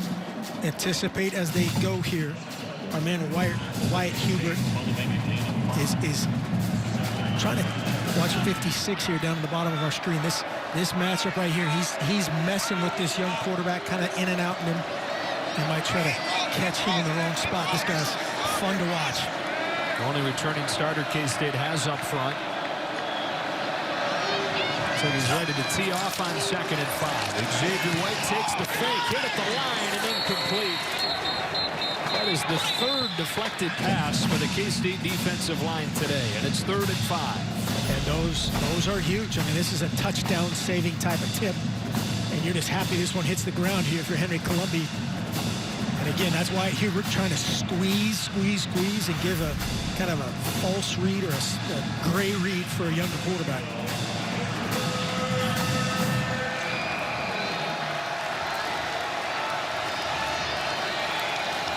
Third and 5. Man, I'm thinking this is 4-down territory. So you got 2 plays here. And a kicker who right now you may not trust. Exactly. Just barely get the play off. They run it with Xavier White for a first down. How about that? Texas Tech on 3rd and 5 hands it off to a converted receiver. Yep. They are able to convert. Yeah, little ground chuck. Was a receiver at Dodge City Community College, came in, they thought he was going to be starter in the slot, and they said, hey, we'll hand it to you a little bit more. Again, that's a great call into that look, that split zone action, cutting off the backside of the tight end. Xavier White does the rest. Set it up 1st and goal for the Red Raiders. It's White again, hit in the backfield, and stymied at the 2 by Elijah Sullivan.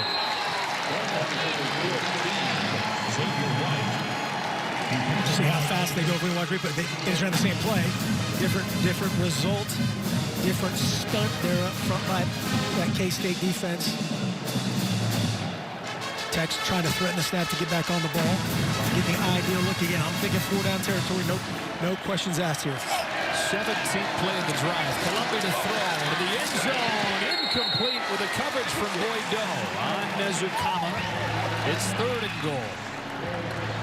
That was a great job in coverage by Boydo. And again, if you're Ezukama, you're going, hey, give me more air on this. But the thing the quarterback's worried is him getting out over the top. So that back shoulder throw has to be a little more pace. Might have lost it in the sun there. It looked like he almost lost that ball. Well, you've got Ezukama, who's 6'3", 225 pounds. Boydo barely 6 foot, barely 160. And he was still able to win the battle and set up 3rd and goal. Yeah, did a great job at the line of scrimmage, stoning him. All kinds of movement from K-State. Here's a shot to the corner. He's got Carter for the touchdown. Texas Tech finally finds the end zone. It's Keyshawn Carter on 3rd and goal. Identical play to how they scored against Texas last week. The inside corner route, kind of a double slant on the outside. Corner route by this number 3 receiver. Man coverage, great spot with the ball. Keyshawn secures it, no doubt about it. How about an 18-play drive? Just a Texas Tech ground chuck, right? Yeah, right. 2-back offense. 3 yards needles here for the extra point. Trey Wolf has missed the 2 field goals today. Hooks the extra point through. And an offense that averaged better than 40 points per game over the first 2 weeks. Got shut out in the first half, but 18 plays to find the end zone for the first time.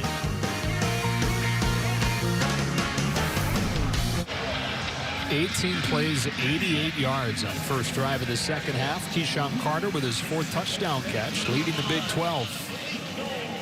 And a great finish, and that was necessary. And I would have loved to have seen what they've done on 4th down there. You know, kicker not playing with kind of confidence. Even that extra point looked a little apprehensive right there. You are not wanting this game to come down to a field goal if you're Texas Tech at this point. That was number 1 you saw deep. It's actually Malik Knowles, who has to put on a different jersey for these returns because they also have number 4, Wayne Jones. This unit. The bouncing ball that Knowles will take. Waits for the blocks to develop and brings it back over the 35. Number 1, Malik Knowles. Take a break. K-State ready for its first drive of the second half on the other side.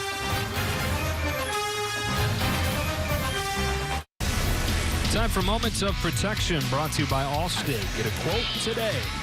Love this package. We got Keon Mosey, we got Harry Trotter, we got Deuce Vaughn doing his thing. Big Noah Johnson out in front doing some great blocking. Receivers down finishing their blocks, and then getting Deuce on the tiptoe down the sideline for the touchdown for the Allstate Moments of Protection. 7 carries, 74 yards, and that touchdown in that first half. Was quiet during the first quarter, but there aren't going to be too many days where he gets held down for an entire game. Yeah, and that's something I love. I love that package right there. That shows all 3 of those guys are tough, they're smart, and they're selfless.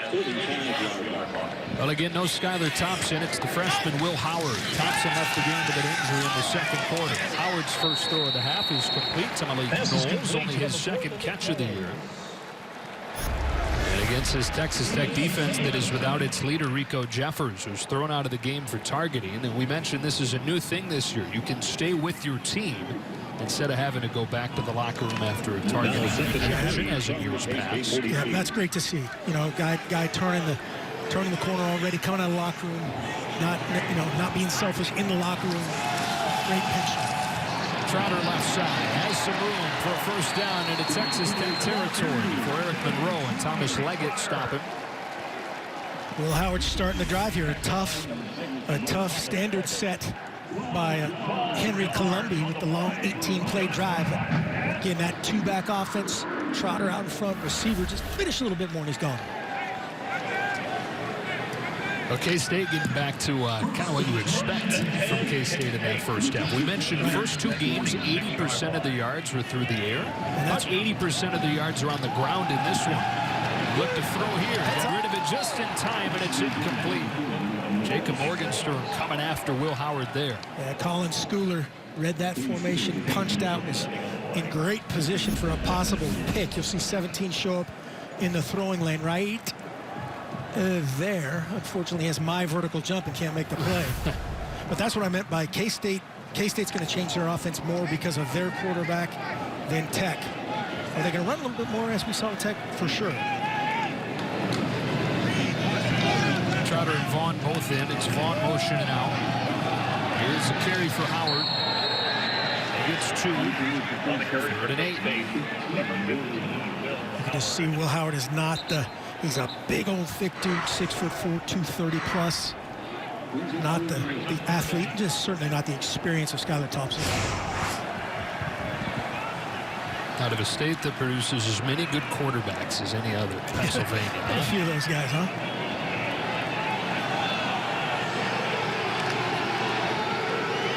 This is kind of a closet huge play right here. You get him stopped, get some decent field position.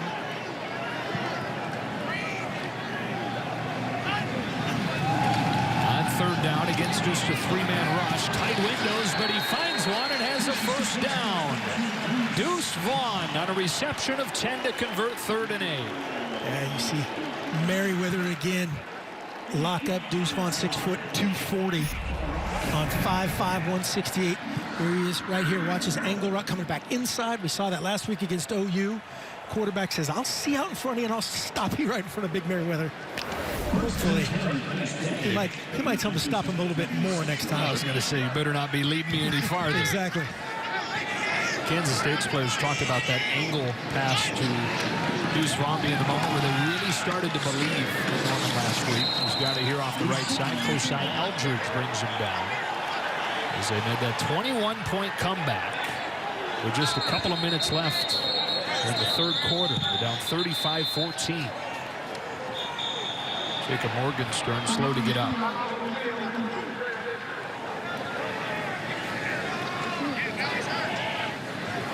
Eldridge did a great job, as you said, setting the edge. That was the play that hurt him so much in the first half.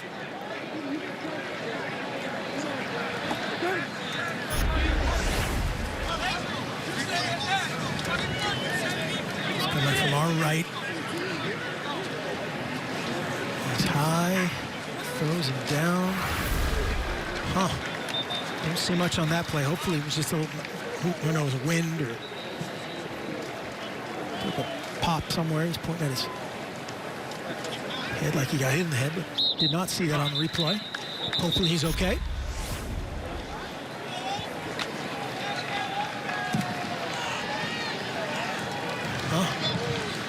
Let's see if he gets hit. See, that's where a guy reacting like that, you wonder if it's the play before. You know, something happens.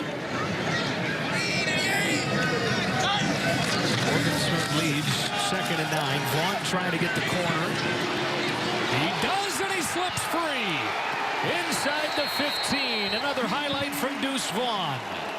He goes for 23 yards on a play where, again, it looks like there's not much there. It's the same play that they scored the touchdown on. Again, the quarterback's reading that edge. It's a give-pull read. Runs through the arm tackle there of Leggett. And a great finish again by the receivers outside are doing a great job for Deuce Vaughn. We have another injured player. We're going to take a timeout, let you know who it is on the other side. Millions of kids nationwide are without their normal access to sports and play due to COVID-19. That's why Fox Sports and Good Sports are restoring play for kids and the programs that serve them through donations of brand new sports equipment. Help kids stay in the game by texting PLAY to the number on your screen. That's PLAY to donate today. The injured Kansas State player is their senior wide receiver, Joaquin Gill.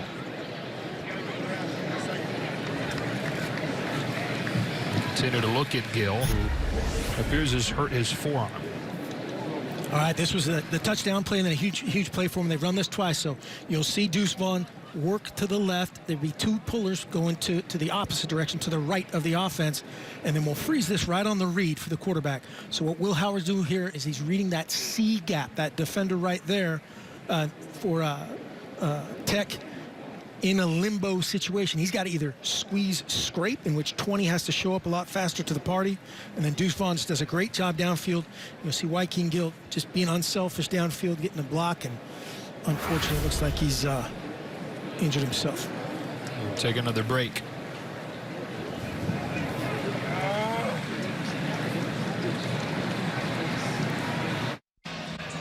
We'll spare you the replay, but it was not pretty. Joaquin Gill going off with an air cast on. Yeah, just a great effort. Tough situation for him. Class move by Matt Wells, going out there and giving him a little love right there, as he was clearly injured on the play. A little bit of an increase in role for Phillip Brooks, who's already been a big part of the game plan today. He motions into the backfield, takes the fake as Howard goes straight ahead. Whoa, started to juggle that ball on the way down, but was able to hang on to it. 2nd down. Yeah, similar concept there that they ran and had success with. And Tech now trying to have too much. You see Merriweather creasing in here. We've got another edge pressure guy. That speeds up the decision-making process for Howard. Good job holding on to it. 2nd and 10 from the 13.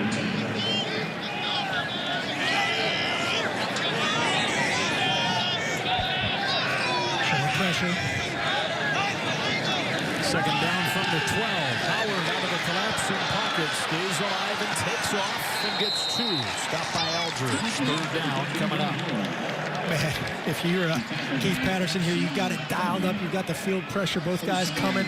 I still don't know if Will Howard knew that guy pressured. You'll see 2 guys come off this side hot. 1 guy unblocked right there. Will Howard steps up, steps out. Lives for another day. Does ignorance is bliss fit on that? Yeah, it's not. You're not scared out of your wits. You don't know he's coming.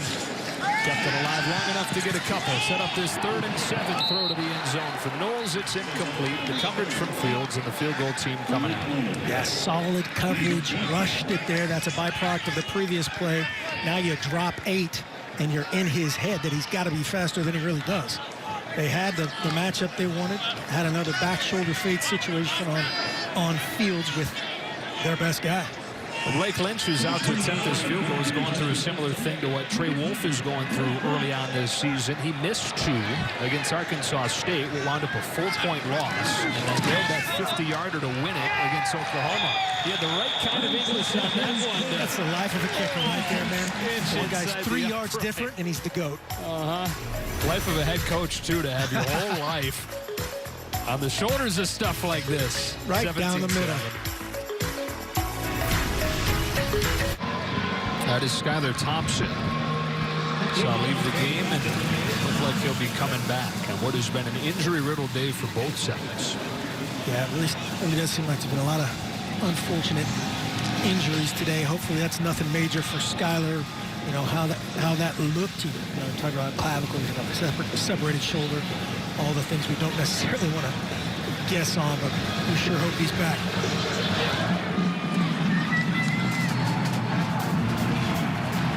Ball's dropped and then picked up by Price. Not a whole lot of room. Texas Tech will start at the 15-yard line. Go for Success, presented by Rocket Mortgage for the personalized playbook on home loans. Rocket can. How about an 18-play drive, the longest scoring drive for the Red Raiders in 3 seasons? Surprised it's not more than that. Yeah, then you got to go back farther. Big 4th down play. Big 4th down with Travis Kuntz on the conversion. And a beautiful corner out to Keyshawn Carter. Columbia fired up. He's replaced the injured Alan Bowman for the first points of the game. It's like a roulette wheel. Yeah, one of those punts was blocked. The 2 missed field goals. Finally finding the end zone to begin the second half. Begins this drive with a strike to Azukama and a big gainer out near midfield. Bill Jones in coverage as Eric Azukama goes for 29. Great timing. You won't see this replay, but great timing by Columbia. First and 10, Zach, from the Red Raider 44. Outside to Carter, needs some blocks. Lost the ball, and they're going to say incomplete. Oh, man, that was funky looking. That was almost on a platter to the other team, just trying to get get back on the ball as fast as you can, throw a bubble screen out here, automatically do your thing in space. And he was thinking about the space and forgot about the ball. Thankfully for Carter, and the Red Raiders, it falls harmlessly, and it's 2nd and 10. 3:08 left to go in this 3rd quarter.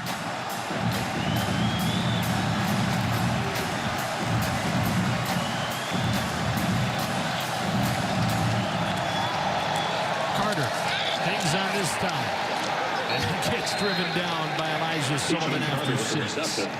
Good finish by Sullivan. Great field by Keyshawn Carter, the veteran there, with a little okey-doke in the zone defense. And Elijah says, I got you. Enough. Form tackle. That's what I used to look like in my uniform right there. Oh, yeah. Very the zero. similar. The 0 on the chest. Is No, that what you're referencing? The arms. Okay.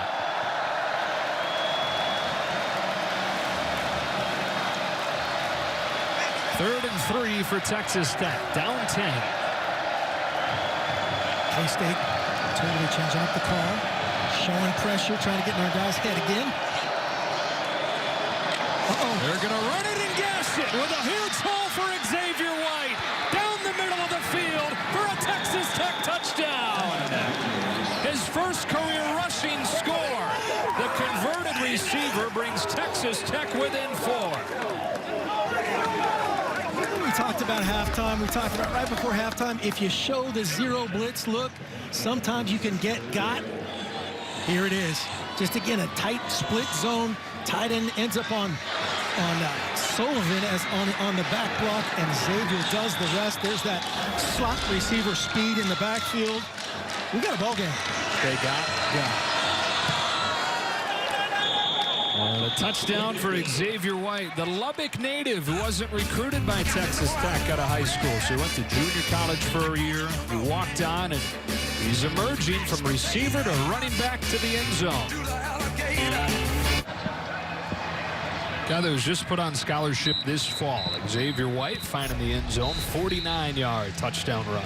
Yeah, good move. You see the backside tight end here fit, and it ends up on Sullivan, number 0. He's actually trying to get all the way to the backside DN. Makes the last guy miss there, Elder. And great ball security by Xavier across the goal line. He's not quite as excited about the touchdown pass, let's be honest, but excited nonetheless. You know what that looked like, that ball security? Somebody who just moved to running back and has Right. practiced that exact thing in recent days. Nailing the fundamentals. High and tight. So a 3-point game here late in the third quarter. This is Malik Knowles. Here at the 30. Malik Knowles on the Tuesday return on for FS1. Can I get tickets somehow? Do you need a spotter? I can maybe get you tickets to the championship series. 11,000 people they're going to have in Texas. World Series as well. Love it. Will Howard throws. And Sebastian Taylor has his first catch of the game. This is a guy who they think has #1 receiver potential, but he's been invisible today. Yeah, and it's an interesting chess match here. Both defensive coordinators, a lot more variation here in the second half, trying to affect these young quarterbacks, these inexperienced guys. That's Keith Patterson signaling the defense for Texas Tech.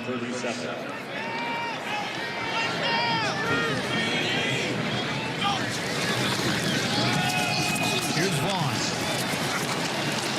Merriweather drops him for a loss of 1. It'll be 3rd and 2. Vaughn on the carry for K-State. Great job by Tony Bradford. This is one of those unsung plays. Tony Bradford not even near it, but he made this happen, forced that front side. That was the play that they got beat on several times. There were a lot of yards in the first half. Bradford was over here setting the edge and allowed that backside pursuit to help. Now 3rd and 2 from the 36. Big play coming up here. Texas Tech within 3. Got K-State at 3rd down and 2. The Raiders showing some pressure. And bringing it. Vaughn trying to find a hole, but not a whole lot there. Was he able to charge forward and get it? Somehow. Deuce 168 Vaughn pounds for of a muscle. gain of 3 and a first down. Yeah, they've got a nice little tell when they get in this unbalanced look and then just get back to their bread and butter inside zone.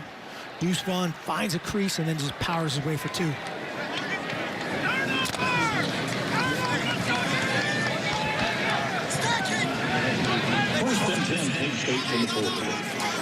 Replaced by Trotter. First down from the 40. Closing seconds of this third quarter. Justin leading the way for Trotter, who's got 1. Boyer Randall carry for K-State. He's tackled by number 2 at Texas Tech, Brandon Boyer Randall. A lot of extra whistles there. I thought we might have something. You see Carver Willis now in there at tackle for K-State, a true freshman. That'll bring this third quarter to a close, and it is a tight one here in the first weekend of October. These teams have played a lot of close games this season. In fact, their 4 games combined have been decided by a total of 16 points, and it looks like we're in for another one of those. On to the 4th in Manhattan.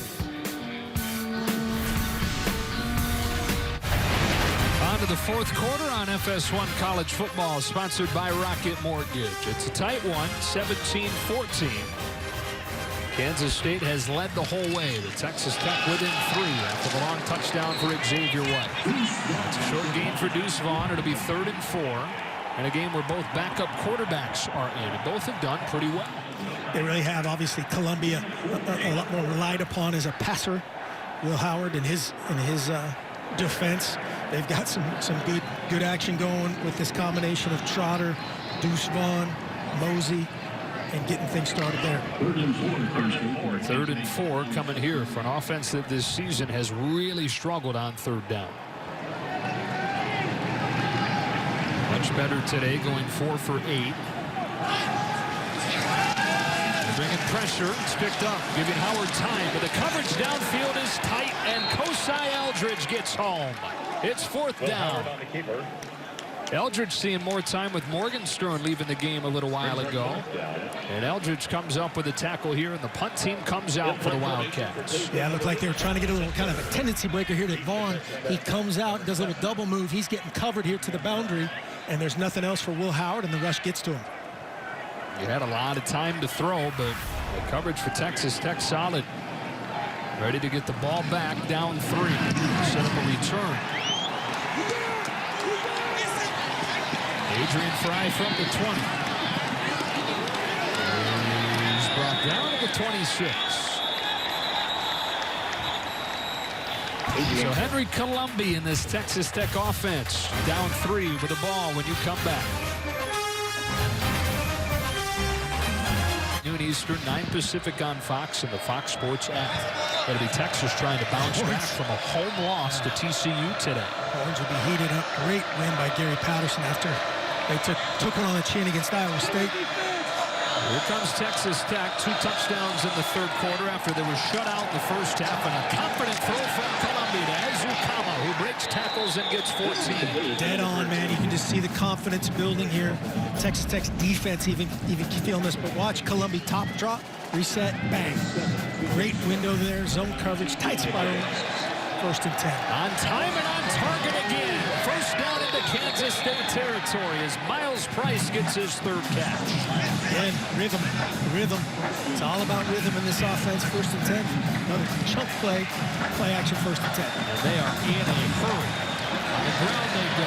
Here comes Xavier White, who had the long touchdown the last time he touched it. He's got a good first down game here. All the way to the safeties, the unblocked player in that front. Same play. This time he gets crunched in the backfield. Ellie Duke was there. So was Eli Huggins. Did not play last week. Didn't practice this week. Wasn't cleared until this morning. Yep. And Jerron McPherson said, you got me on the first one, but I'll see you in the backfield on this one.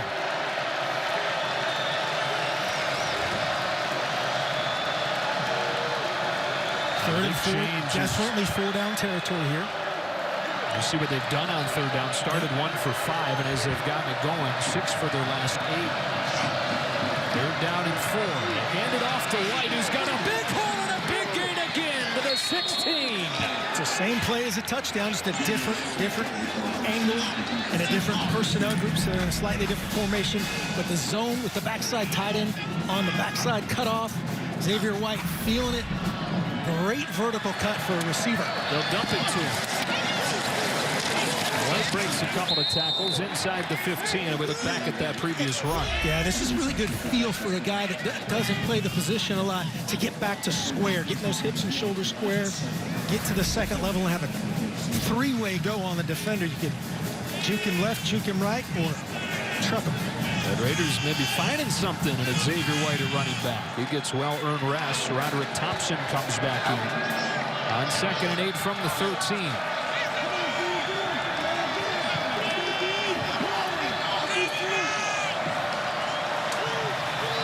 Red Raiders looking for their first lead of the game. Into the end zone, touchdown!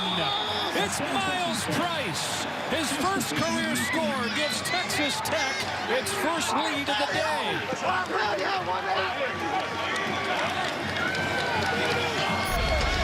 So good, and why is all this possible? The run action. Safety fits. Nobody to defend over the top. When you know, the old adage of football, if you can run the ball, you can do anything. Opens up the play action pass for multiple chunk plays on that drive. Extra point from Wolf is good, and it's 21-17. This game was 14-0 Kansas State. But Henry Colombi, the backup quarterback, pressed into duty with Alan Bowman's injury, leads him to the lead, 21-17.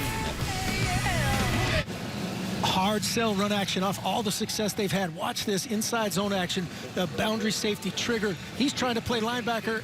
That creates a very big problem for his partner on the back end, allowing Columbia to come out in rhythm on time and a strike. Hard sell, safety bites, take him across to the purple artificial turf. Nice catch there for the first career touchdown for Miles Price. Boy, Henry Colombi's starting to play with some confidence, some swagger, isn't he? Colombi's rhythm is phenomenal. His natural reactions, what to do when things aren't perfect. You don't have to be a superhero here, just do your job. Xavier White's another guy who showed up big. Well, no Skylar Thompson, who has all those come-from-behind wins, who has all the late touchdown drives in his career. He left with an injury. We've seen him out of pads with a sling. And so it's the true freshman Will Howard who finds himself in a big spot here. K-State down 4 with 11 minutes. Rico Jeffers must be giving some more pep talks on the sideline, firing up this squad. Chris Kleiman's won a few close ones in his time, and he'll settle these guys down, get things rolling.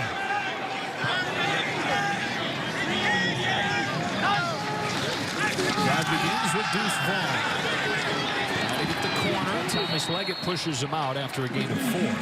You talk about Chris Kleiman having some close wins. That's something Matt Wells is still looking for. 1 in 5 in games decided by a touchdown or less since he took over the job. And that includes, obviously, last week, where they had Texas down 15 with 3 minutes left and wound up losing in overtime.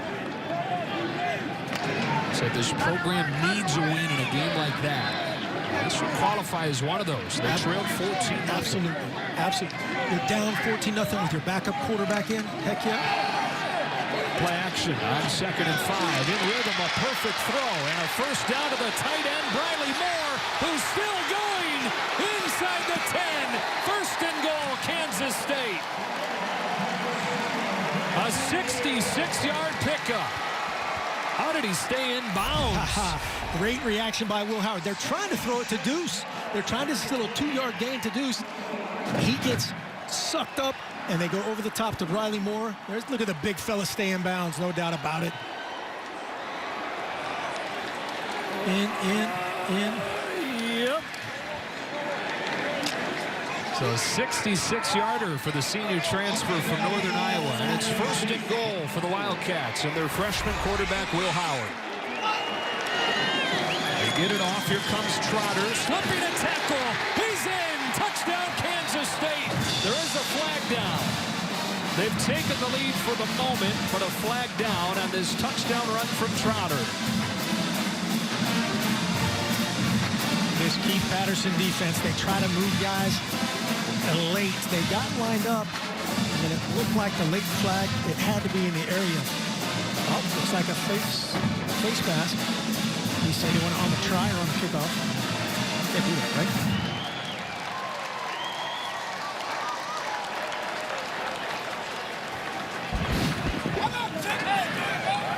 Personal foul, face mask, number 1, defense. The 15-yard penalty will be enforced on the kickoff. The result of the play is a touchdown. And so just like that, K-State back in front on Harry Trotter's touchdown run. Great physical run. They got creased up front. There's a little splitter, and Harry Trotter getting just an inside zone play. There's what I thought was the potential hold, but no call. Bradford couldn't get him down. Good strength by Trotter. There's the physicality you talked about earlier. An injection of life into this game with the backup quarterbacks getting the offenses going. 21 points combined over the last 7 minutes. There is the 66-yard reception from Riley Moore that set up Harry Trotter back and forth in Manhattan.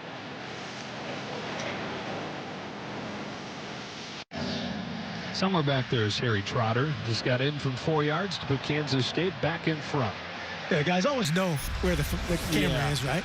Here's a big play of the drive, though. 66-yard catch and run for the tight end, Briley Moore. Yeah, great bottom-up read reaction from Will Howard trying to get it to Deuce Vaughn. They came up on him. They outnumbered him there. Went right to his secondary read. Great spot with the ball. Good job by the big boy staying in bounds. Rumbling, bumbling down the sidelines. Coach Kleiman knows a thing or two about Northern Iowa. Fair catch taken here. And Texas Tech, an offense that failed to score during the first half. It was the first time in 9 years they'd not scored in the first half. Well, 3 drives and 3 touchdowns since the break. Really been very impressed by Henry Columbia after the halftime, coming out, getting together, and hey, let's do my little tight package of stuff that I like. Clearly play action. And then the X factor to me has been Xavier White getting things going. It will be White in the backfield instead of Sir Roderick Thompson. White, the 49-yard touchdown run. He's also had a 26-yarder. Here on 1st and 10, he takes the fake. Carter on the bubble, slips the first man, and gets 6. Great drive starter right there for Texas Tech. Again, great rhythm by Henry Columbia. Whistle on the snap. It's actually cleaned up a decent amount since early in this game in terms of the flags. It has. They're yelling at K-State. K-State's doing a lot of vocal checking at the line, communicating, and I think Tech False jumped. start, number 70, offense, 5-yard penalty, second down. So left guard Weston Wright.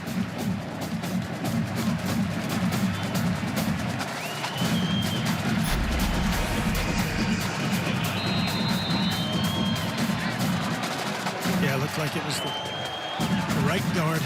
Yeah, Jack Anderson. So 56 instead of 70, but still 5 yards, whoever it is. Doesn't matter who. 9:20 and counting in a 3-point game. Get rid of it quickly. Azukama directing traffic with the blockers and bumped out of bounds by Jerron McPherson. 3rd and short for the Red Raiders, who've been really good on 3rd down as this game has gone on. Yeah, solid game there for Texas Tech on 2nd and long. It looked like they had something a little bit better. Just took a second for Azukama to get going. 3rd and 3 officially for Columbia in this offense. Columbia's completed 7 straight.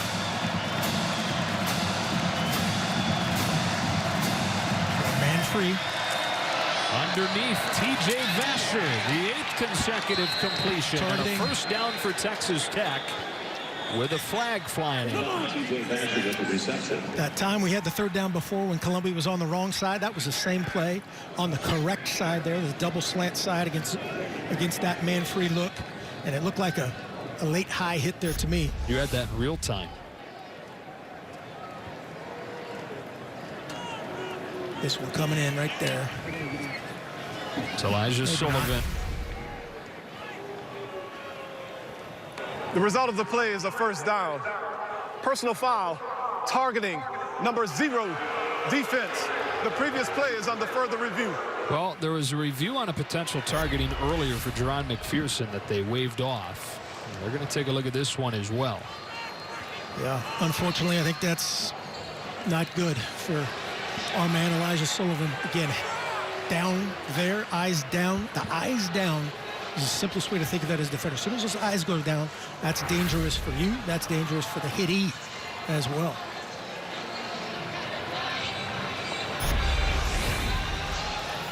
Texas Tech has lost one of its linebackers, Rico Jeffers, to a targeting call very early in this game. If he just keeps his face up and does the same thing, he's all right. That'll be... Mike, we've had just about every potential targeting you could have today. What do we got here? Well, this, of course, falls into the category of the defenseless receiver. I mean, you can actually complete the process of the catch, which we know is control, a body part, and then an element of time. But you still get that extra protection. So here you're talking about then is that hit to the head or neck area with either the helmet, the shoulder, the forearm, any type of body part there that you make that contact with. So to me, that driving the shoulder into the head area, that is in the attacking mode. And so, you know, I agree that this is targeting. Well, they continue to take a look at it. Here comes your call. After review, there is no foul for targeting. 1st down, Kansas State. Mike, what do you think? Well, what they're looking at is then they deemed then that he wasn't defenseless, but this has been talked about. You still get that protection in the element of time. So, you know, to me, could he have warded off? Did he have the ability to ward off that contact? And I don't think he did. So, you know, to me, I think they should have stayed with this. It had the elements of targeting. Sullivan stays in. And look, obviously the rule is the rule, but I tend to lean towards if it's that grave, if you're that unsure, let the kid stay in the game. 1st and 10. Here's Xavier White out of the backfield, quickly chopped down by Justin Gardner and Sullivan. You see what that does to the rhythm here, stopping the game for Columbia. Who's not missed in a long time. I know a lot of the throws underneath, but 9 for his last 9. Heads it off here, straight ahead. Xavier White got belted by T.J. Smith, who has lowered the boom on several occasions today. Yeah, great job by him keeping his head out of it, his eyes up, square up, and a takedown. This is a great job. Nice job up front. Getting Xavier White to the second level. Great tackle on the third level. Inside 8 minutes now.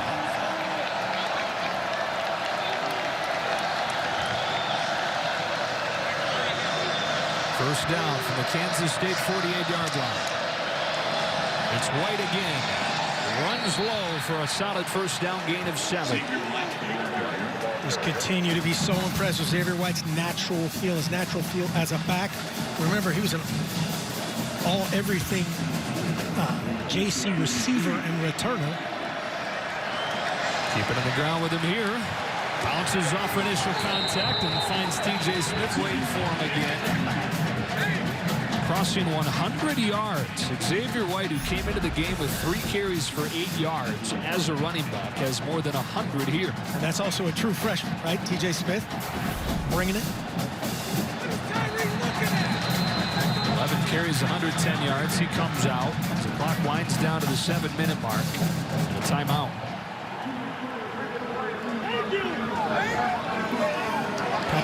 Probably the high contact. You're gonna, I would assume they're reviewing.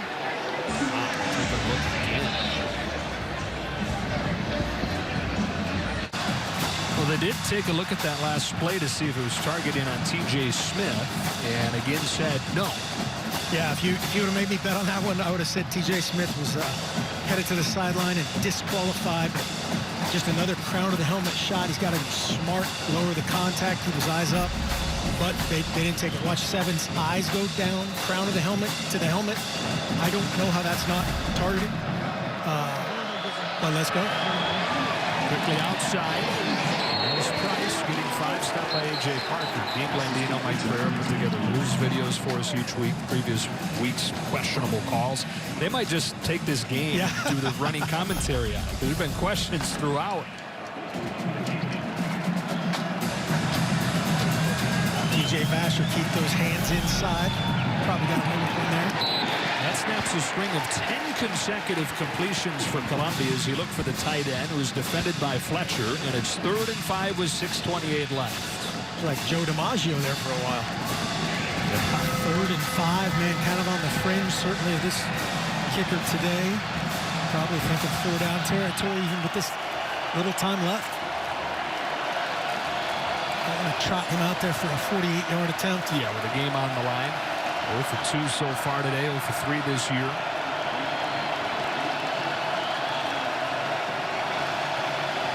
K-State showing heat on 3rd and 5. They bring only 3. Columbia off his back foot, launching. It's picked off. Zeron McPherson with the interception with 6:22 left. Great job by Joe Klanderman here, defensive coordinator, K-State. They show pressure. They show zero blitz. They end up rushing 3, but one guy's good enough to get there when it's Wyatt Hubert. Affects the throw. And J-Mac, the defensive player of the week last year, adding to that stat sheet. Tough one if you're Henry Columbia. Yeah, an interception in that game that pretty much sealed the deal for Kansas State last week. Still 6:22 left to go in this one. K-State still perfect in terms of turnover margin. Now +7 on the year. 7 takeaways, no giveaways. Unbelievable. It's 1st down and 10 at the 20-yard line. A lot of Deuce here for the next couple minutes.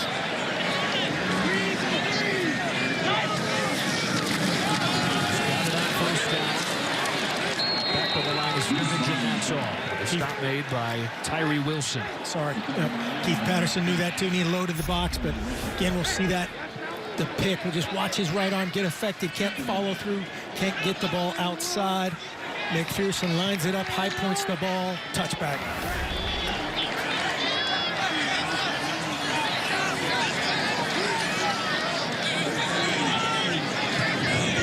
Out of the gun on 2nd and 10. They'll let the freshman throw it. Off the hands and incomplete. Landry Weber, the intended receiver, and already it's 3rd and 10. Yep, 3rd and 10, and not much time off the clock here. Just, again, an easy one here for Will. He could make that a lot of times out of, talking 95+% of the time you're going to make that play. Easy conversion on 1st down. Now it's 3rd and 10. Backed up, 5:45 to go. Texas Tech with all day. They have 3 timeouts, but this is a huge play to answer the turnover. Merriweather showing pressure. And coming.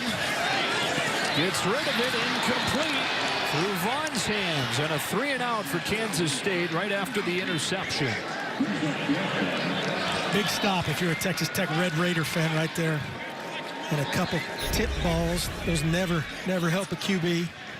Kind of falling out of it. That's been the difference to me of Columbia kind of versus Will Howard. Just step up right there and you're going to have that same zone window.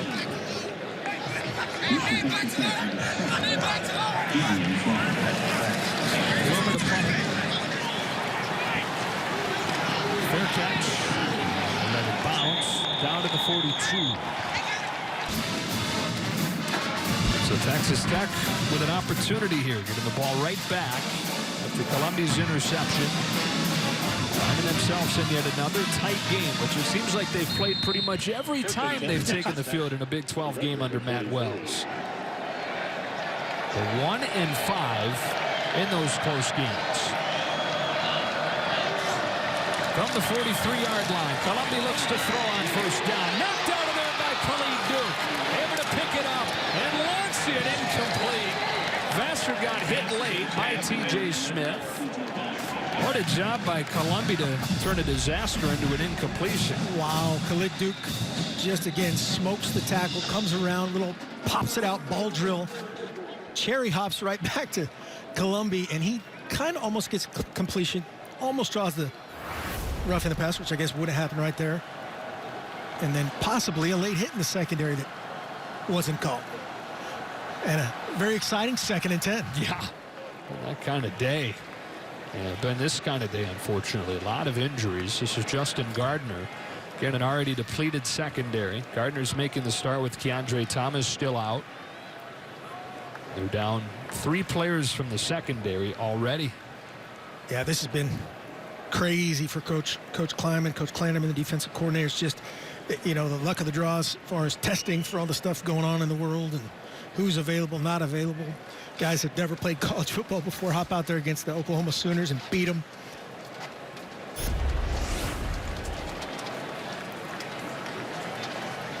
Looks like a little friendly fire from T.J. Smith, trying to get a shot to ensure the incomplete pass, and then just rolled up on Gardner. Left leg. Yep.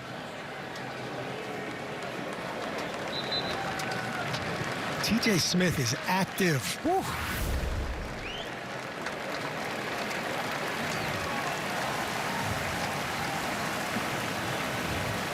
So let's see where they go here. I mean, they've got a redshirt freshman in Will Jones. They've got a true freshman in T. Denson that are next on the cornerback depth chart.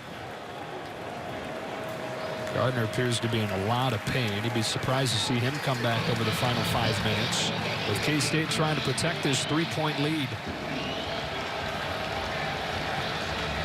2nd and 10 situation. Be interesting to see if they attack those outside. They already like their matchups to begin with. Now they're down a couple more bodies. It's Will Jones that comes in, 26 to the near side of the screen. Xavier White having a huge day. He gets 3 yards here. And 3rd and 7 coming up as Elijah Sullivan makes another stop. Trying to set up a manageable 3rd down here. Just almost 5 minutes and counting. Both teams still 3 timeouts. Drew Wiley, that's the head butter. Yeah. Wild man playing inside here on 3rd and 7. Columbia delivers. It's caught by Carter. Boydo doesn't let him get away. Well, they are lucky that thing didn't head the other way for 6. No doubt. Boydo, great job of reading through the pattern. Had a little vertical route to the outside, a flat route coming right to him. And he was eyes on Columbia the whole time. You see a flat route come right to the corner. Right there. There's 25, and now he can't let it. Keyshawn, big Keyshawn out and convert. 4th and 3. The ball at the 50, and they're going to go. 4:15 left. 4th down and 3 for Texas Tech. Columbia looks to throw. He steps up. He runs and gets a 1st down for the Red Raiders. There is a flag down.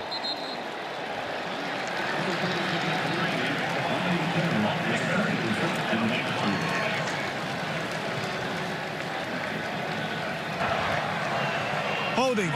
Number 77. Offense. 10-yard penalty from the previous spot.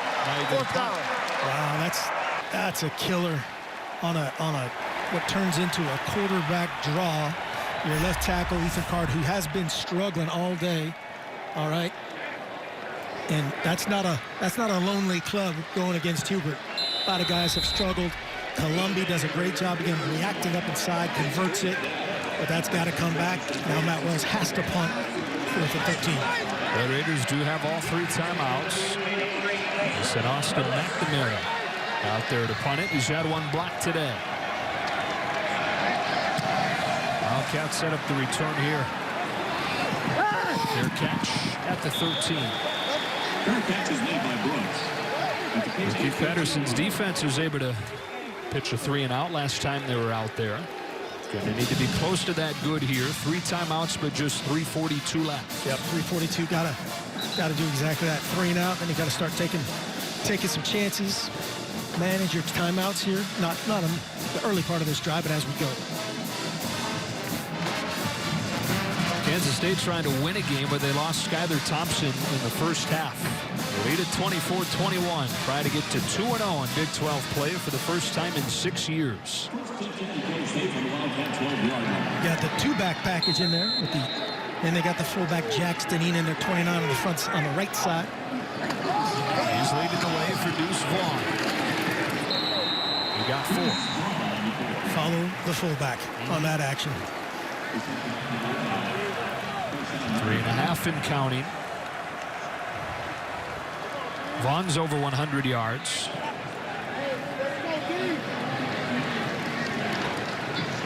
Will Howard almost 100 yards passing in relief. Following a gain of 3. Like you said, his job a little bit different than Columbia's coming on. Yep. Hand it off to. Now his job is work clock. Milk this all the way down. Same look. He keeps it. And gets 3. 3rd down and about 4 coming up. There's a timeout taken by Matt Wells. We'll take the timeout with him. 3-point game and 3 minutes left.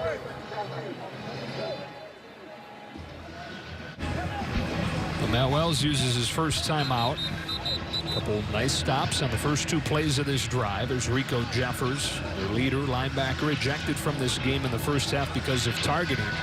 Trying to implore his group to get 1 more stop and another 3-and-out. Yeah, Rico's done an awesome job out there. I don't know what he's saying, but impressive leadership in a guy in a bad situation right now, but still contributing any way he can. Big play for both teams here. Backed up. Do you let the young guy pull one out? We had the naked that Texas Tech ran early on 4th down. A lot of confidence in their backup quarterback. I like the ball in Deuce's or Harry's hands right here. And now they're in 4. They go out of the gun. And that is Deuce Vaughn with him. Into an empty set. Pressure coming. Got rid of it to the short side for a 1st down as they trust the true freshman, and he finds Taylor for a gain of 6. What do you do with the true freshman? You get an empty and you convert. No, that's great timing by him. Not quite caught as cleanly as you'd like. This one almost comes out at the end, but just pushes to the sticks. There's the matchup. We got 1-on-1 outside. Little left shoulder coming out of it. Great timing. Look at that ball. Don't reach that ball. Stay in bounds. Line clock.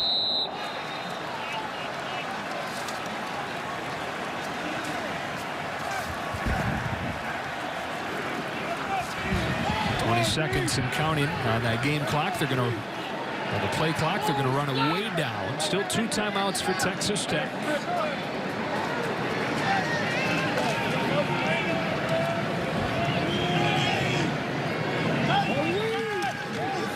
Trotter.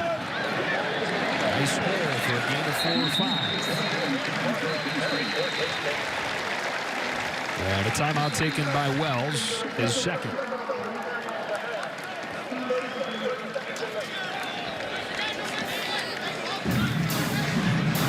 Time now for the Smokin' Player of the Game, sponsored by Old Trapper Beef Jerky. What's your beef? It is Deuce Vaughn, a star for the first 2 weeks, but this here, his first career 100-yard rushing game. He has been as advertised. They've done a great job containing him really in the passing game. You can tell that he was the focus of that plan coming into it. And then just a tremendous job on the edge. Good job on the quarterback by these guys blocking, tiptoeing his way to the end zone that time. At 129 receiving in the comeback win against Oklahoma last week. Over 100 on the ground here. 2nd and 6 for K-State. Now just one timeout left for the Red Raiders. Yeah, all your chips are in here. This drive, there's by percentage you're going to get the ball back if you gave up one more first down. But protect to have a shot. This is their opportunity right here. These 2 plays. Taylor comes in motion. It is Vaughn straight ahead into the wall. He gets just one. Texas Tech will use its final timeout ahead of this 3rd and 5. Are you again letting the true freshman throw your way to a first down and a game sealer? Man, that was pretty impressive the last time. 3rd and 5. They also brought, on the previous 2nd down they brought the edge pressure. Keith Patterson's going to keep up here. He's not going to back up and let this guy have a clean shot that time. If they motion out this time or have any kind of empty alignment, I would anticipate some sort of pressure on Will Howard.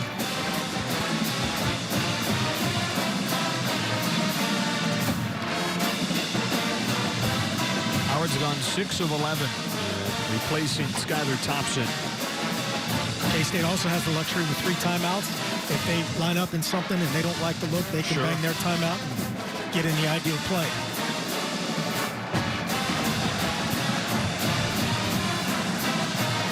So here we go, 3rd down and 5. Matt Wells and Texas Tech needing to get a stop right here, have a shot.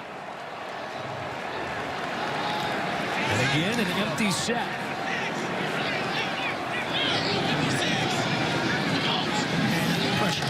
Here they come over the middle. They've got Vaughn. A first down and then some. Deuce Vaughn breaking free. He'll take this one. Touchdown K-State. On 3rd and 5, they hit a 70-yard home run.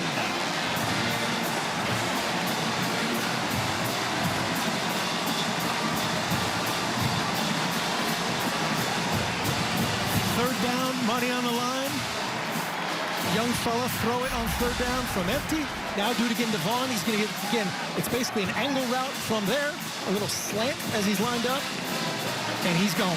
Breaks through the tackle of Morgenstern. Just enough. If you're Brooks down there, 88, getting a little hip check on his backside defender. That's why he's, what is it, the big trapper, smoker player of the game? What is it?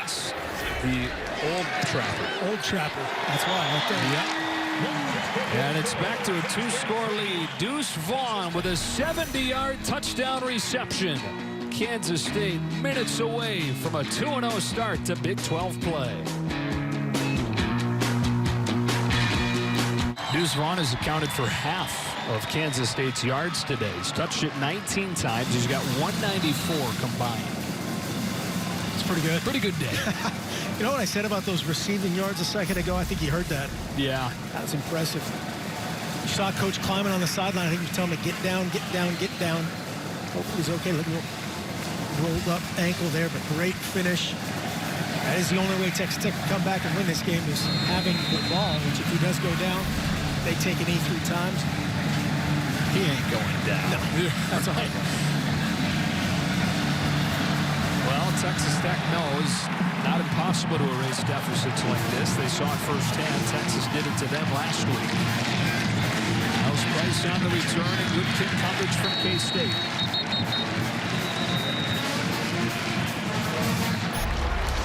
Take us back to that touchdown. Yeah, so there's your matchup right there. Back on linebacker. We talked about this with the coaches. All it is a slant. Just set up, make that defender back up, freeze his feet right there. Over. That ball's out in front. It's on air, walk-in touchdown. It's a little behind him because of the zero pressure. They're playing man coverage all the way. Great finish by Will Howard to get it on him, and Deuce does the rest. There's Coach Kleiman said, get down, get down, get down. Great job as long as we win. 2 minutes left to go. Here comes Columbia and Texas Tech. Out of the backfield, Xavier White. Going to need a lot more than that. If you're quarterback and you're head coach and you have that ball go in on that angle and then you see the defense lining up like that, you know even before the ball snaps. Absolutely. You've got your perfect matchup, your ideal matchup. That's why they started in that 2-by-2 formation and shift him out. Columbia runs for a first down. He was spotted with a slide began, which was enough. Minute 37, no timeouts, down 2 scores. That beats some chunks here, no timeouts.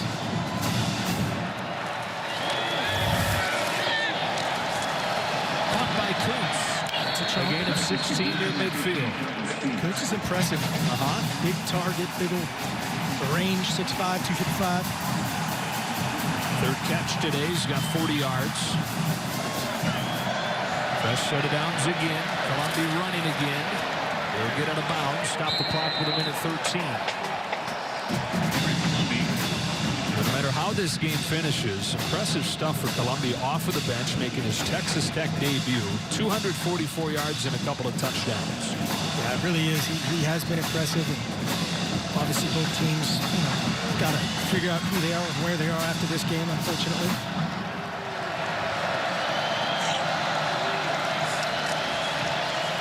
Second and 5, he finds the crosser. It's Keyshawn Carter, tries to get it out of bounds, but a nice tackle by Sullivan to keep him inbounds. And the clock keeps running inside a minute. Sullivan went down there. They're trying to get some speed back on the field, get the pass rush going. Man, oh man, what a horrible day of injuries. Yeah. Third and 3, Xavier White is met and dropped.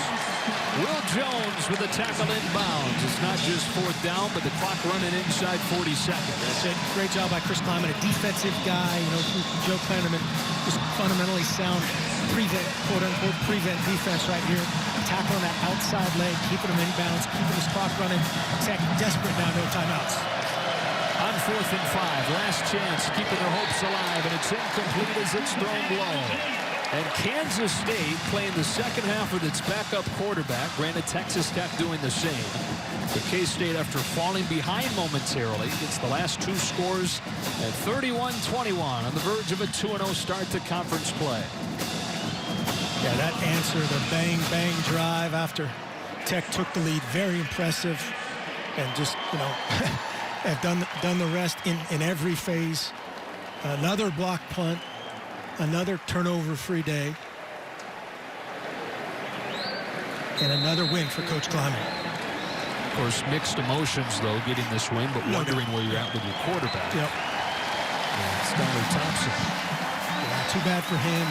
Obviously sad for Alan Bowman. But that kid, Columbia, can hold his head high. Both those guys will take positives from this. Another tough one on the road. Chris Kleiman now 10-6 as the head coach at Kansas State. They followed up that Week 1 loss to Arkansas State with a win at Oklahoma and a win at home against Kansas State. It's their 5th in a row in the series. Now won 9 of the last 10 between these programs.